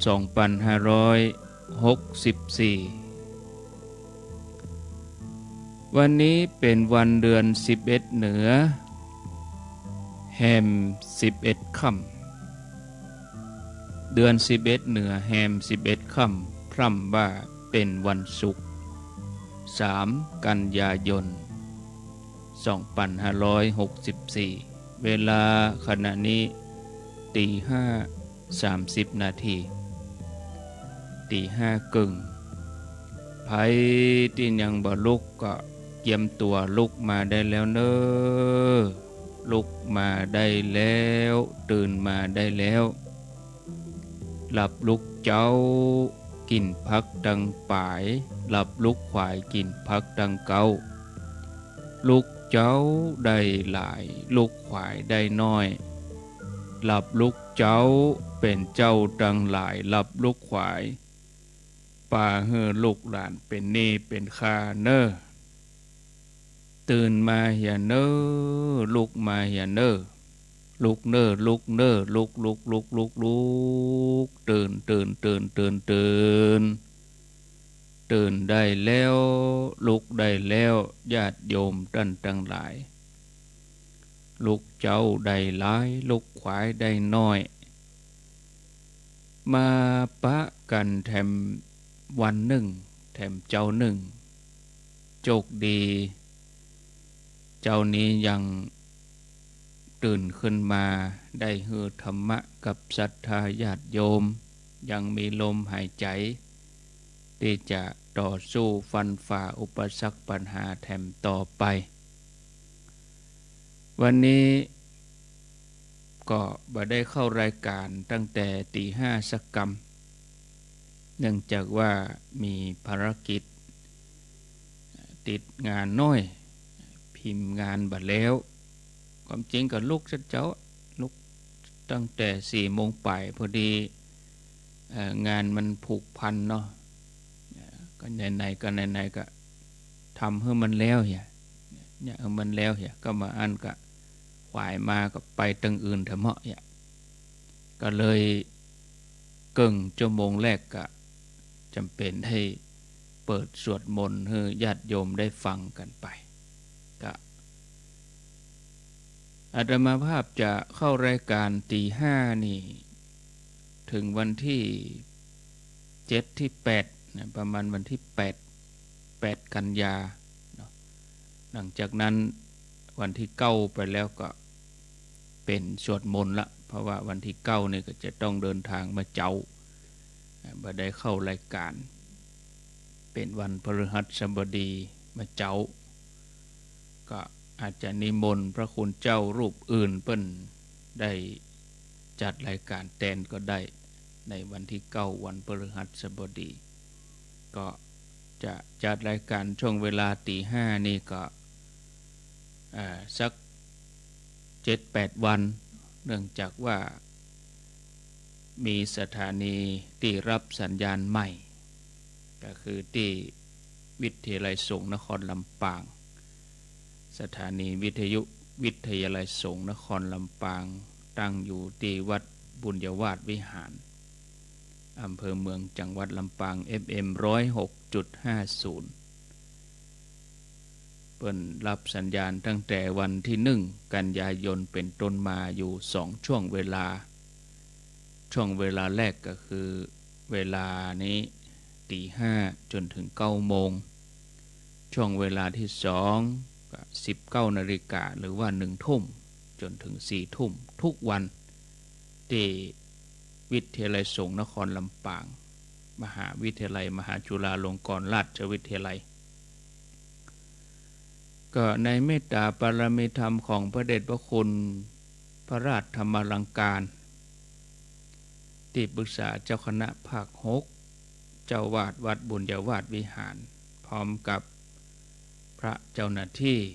สามเณรก็ดีตลอดจนถึงเจ้าหน้าที่ฝ่ายเทคนิคคุณอนุพงษ์ตาจินะที่เป็นผู้ประสานงานท่านสมชาติตัวอุทยานธรรมพระสุนทรมุนีก็มาปะกันแล้วบ่ฮือได้ขาดแคลวเสียเวลาวันนี้เจ้านี้จะอู้ถึงเรื่องหัวข้อธรรมะที่มีชื่อหัวข้อว่าคนมีดีคนมีดีนี่มีดีจะได้วิธีกินอ้อยนี่มีอยู่2 แบบนะคือแบบปกติกับกินแบบภาคสนามในยามที่บ้านเมืองสงบเรียบร้อยก็นิยมกินกันแบบปกติคือกินตั้งปลายไปหาตั้งเก้าก็จะรู้สึกว่ายิ่งกินก็ยิ่งหวานแต่ถ้าบ้านเมืองเกิดเหตุฉุกเฉินมีศึกมีสงครามมีศึกเหนือศึกใต้กินยังอั้นบ่ได้เปิ้นว่าต้องกินแบบภาคสนามคือกินจากเก้าไปหาปลายนะเพราะบ่ฮู้ว่าจะถูกฆ่าศึก โจมตีเมื่อใดถ้าว่าเคาะหามยามห้ายโดนโจมตีขณะที่กำลังกินเขาลึกตึกตักมาเอาอ้อยโจ่งไปเอาอ้อยขว้างไปอย่าเป็นว่าบ่ได้กินรสหวานของอ้อยนั้นไปเวลาที่บ้านเมืองสงบจากศึกสงครามก็บ่น่าวิตกอันหยังนะศรัทธาญาติโยมการนำเสนอสาระธรรมะการนำเสนอเรื่องราวอันหยังต่างๆในมุมที่มันดีมุมที่สว่างก็น่าจะใจแบบปกตินะจะได้รู้สึกว่ายิ่งอ่านก็ยิ่งได้รสชาติเพื่อสนองความต้องการของผู้ฟังผู้ที่รับข้อมูลนะที่ได้ขอร้องมาเรียกร้องมาจะได้ฟังธรรมะในมุมที่เปล่งแจ้งสว่างในฐานะที่จะเป็นแนวทางในการศึกษาและประพฤติปฏิบัติได้อย่างสมบูรณ์แล้วก็เรียกร้องมานำเสนอในมุมที่เปล่งแจ้งในมุมที่สว่างนำเสนอในต่างสถานีในต่างสื่อต่างๆเพราะว่าจะเป็นภาคการพิมพ์เป็นคอลัมน์ธรรมะ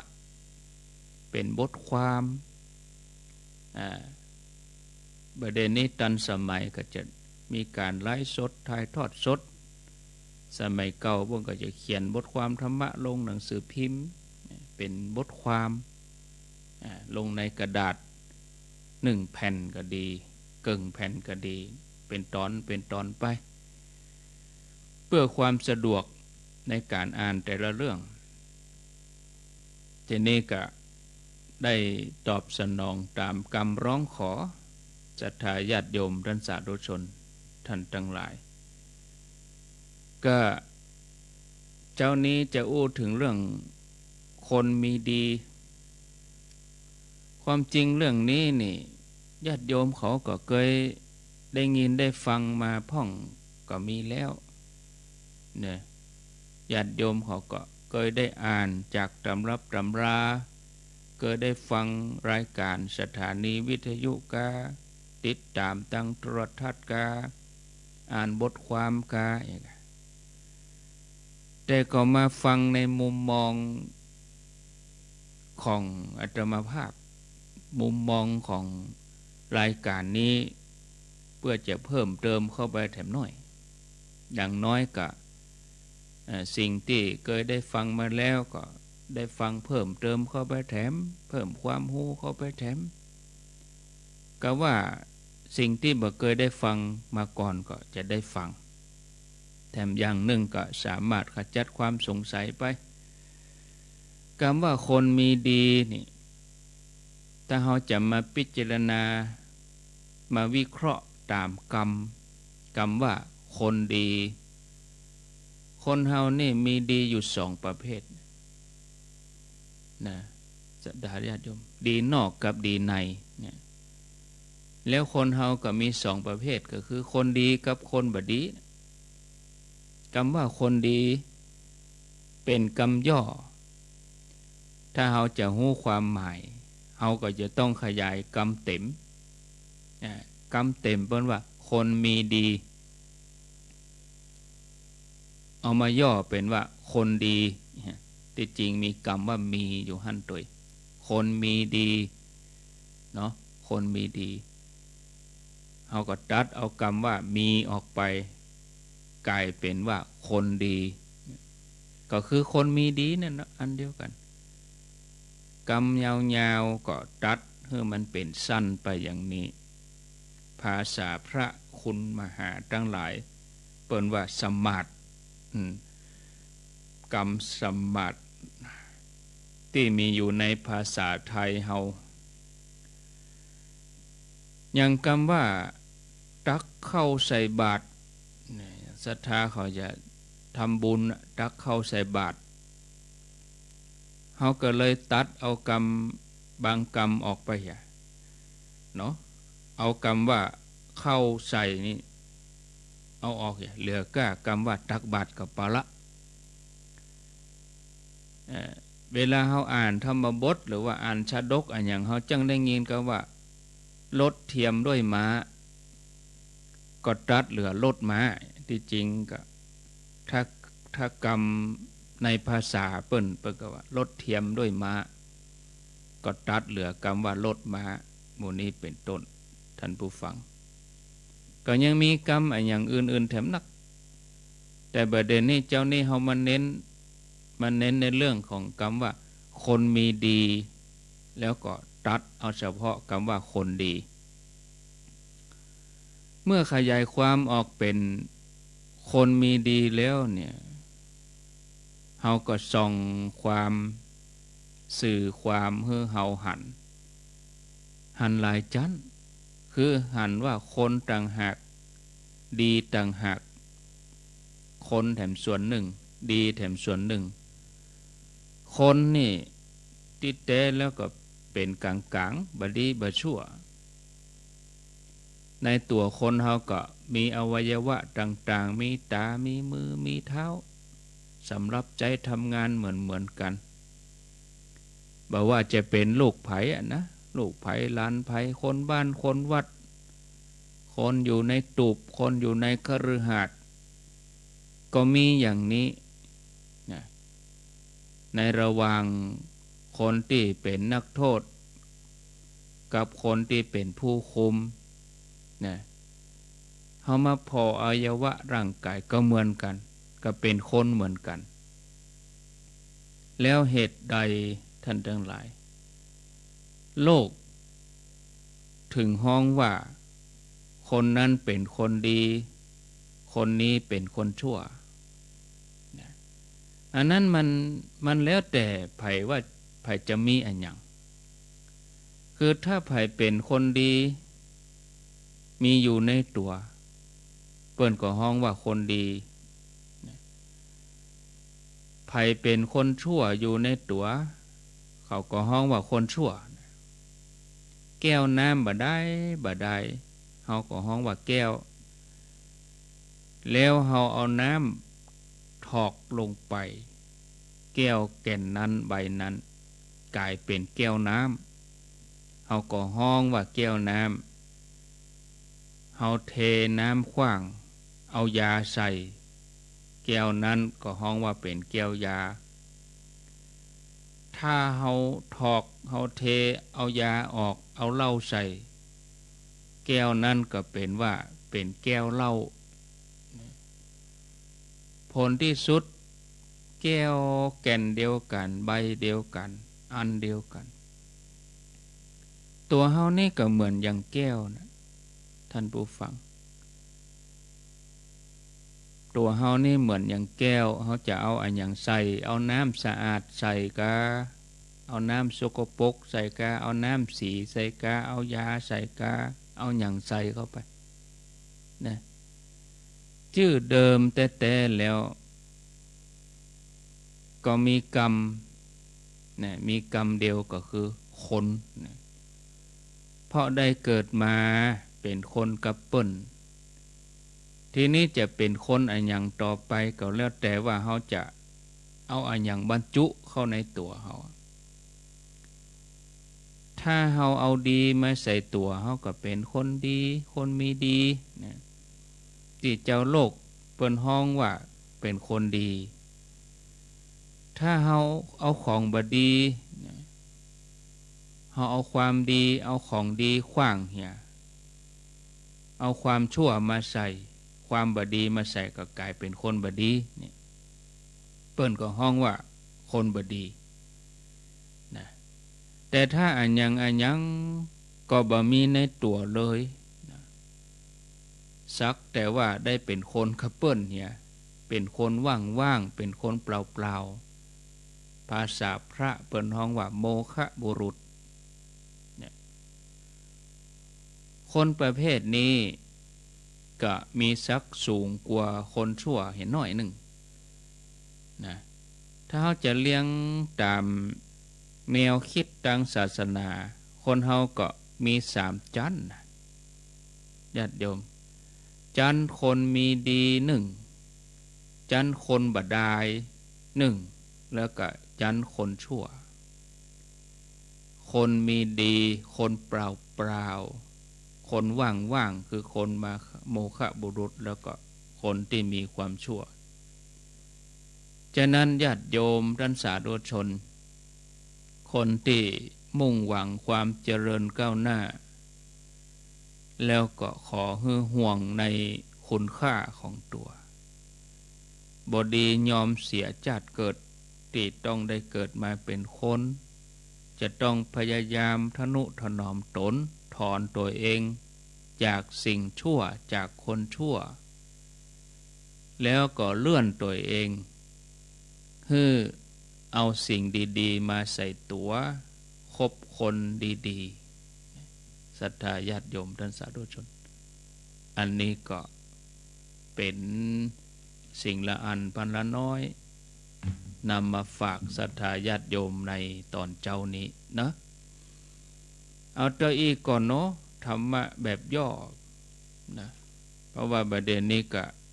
ตี5กับ48 นาที49 นาทีละ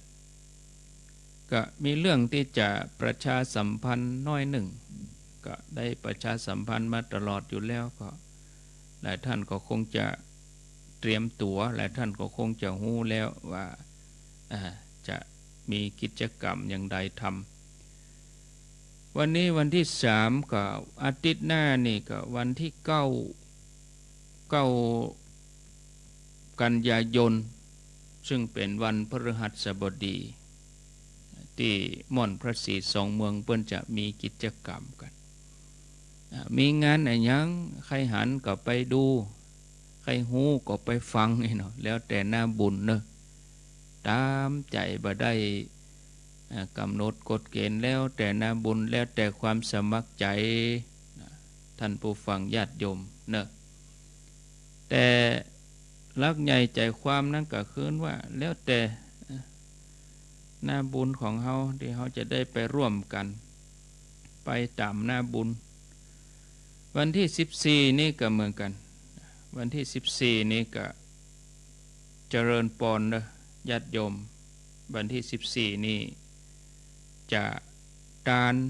ทำบุญทักษิณาอุทิศแด่ดวงจิตวิญญาณของพระเดชพระคุณท่านเจ้าคุณพระ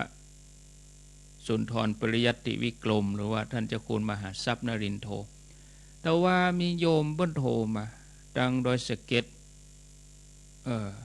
ก็ต้องขออภัยแทนโดยบางทีผู้ประกาศบัตรชัดเจนเนาะหรืออาตมาสื่อสารบัตรชัดก็ว่าโยมฟังบัตรทีอย่างใดบุเอาทำความเข้าใจกันแทนไม่คือชื่อของพระถ้าว่าจากพระธรรมดานะบวชใหม่ๆเป็นพระธรรมดาพระนั่นพระแก้วพระคำทีนี้ถ้าเป็นเจ้าวาดเปิดของห้องพระอธิการถ้าบ่ได้เป็นพระครูสัญญาบัตรเปิดของห้องเจ้าอธิการแต่ถ้าเมื่อได้เป็นสัญญาบัตรแล้วเปิดมีราชทินานามอย่างพระสุนทรปริยัติวิกรมอันนี้ก็ชื่อเดิมก็คือพระครูสุตตธนวัฒน์ได้เลื่อนชั้นมาเป็นพระราชาคณะก็เป็นพระสุนทรปริยัติวิกรม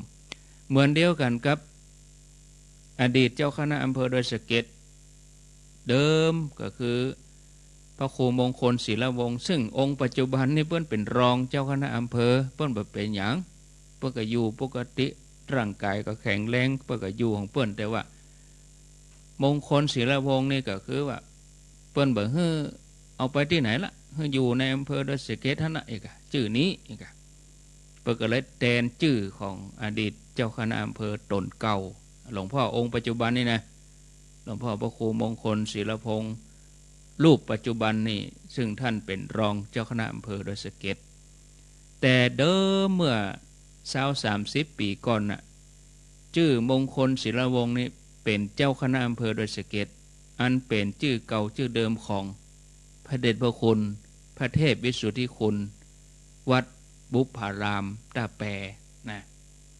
อันนี้ให้เข้าใจตามนี้บางทีคนเฒ่าเพิ่นฟังว่าก็ได้ยินเนาะก่อนนั้นเพิ่นก็บ่ฮู้เพิ่นก็ฮู้จักหลวงพ่อพระครูมงคลศิลวงศ์รองเจ้าอำเภอดอยสะเก็ดตนปัจจุบันนี่หลายท่านโทรมาโอ้เพิ่นเป็นไอ้หยังท่านพระครูเพิ่นถึงตาลเฮ้อบ่ใช่เพิ่นบ่เป็นหยังหลวงพ่อพระครูมงคลศิลวงศ์องค์ปัจจุบันเพิ่นบ่เป็นหยังเด้อเพิ่นก็อยู่ของเพิ่นปกติแต่ชื่อเดิมนี่เป็นชื่อเดิมของอดีตเจ้าคณะอำเภอดอยสะเก็ดเดิมคืออดีตปัจจุบันนี้เป็นชื่อของรองเจ้าคณะอำเภอดอยสะเก็ดอันนี้เข้าใจแล้วเนาะจะไปฟังบ่ได้ซับแล้วก็ไปตีความแล้วก็เอายุ่งนะคือบ่ใจอย่างนั้นนะศรัทธาญาติโยมบางทีคนเฮาบางทีฟังบ่ทีอ่ะตั้งหัวบ่ฟังเปิ้นแล้วก็ฟังตั้งกลางเนี่ยบางทีตั้งกลางก็บ่ได้ฟังไปฟังตั้งปลายเนี่ยแม่ศรัทธาญาติโยมโอ้อันนี้เข้าใจแท้ใหม่เนาะแต่ก็ขอบคุณนะที่โทรมาถามถ้าบ่ถามก็เป็นข้อสงสัยอยู่อย่างนั้นแล้วก็ญาติโยมตั้งแม่ห้องไข่ห้วยบอนป่าคาป่าป้องแม่กะไตม่วงโตนแม่ห้วยเงินมื้อนี้เนาะที่เปิ้นฟังวิทยุนี่จะไปหอมที่ไหนจะได้บ้านปอกบ้านปอกห้วยแก้วแม่อ่อนนี่โดยบ้านปอกนี่กะ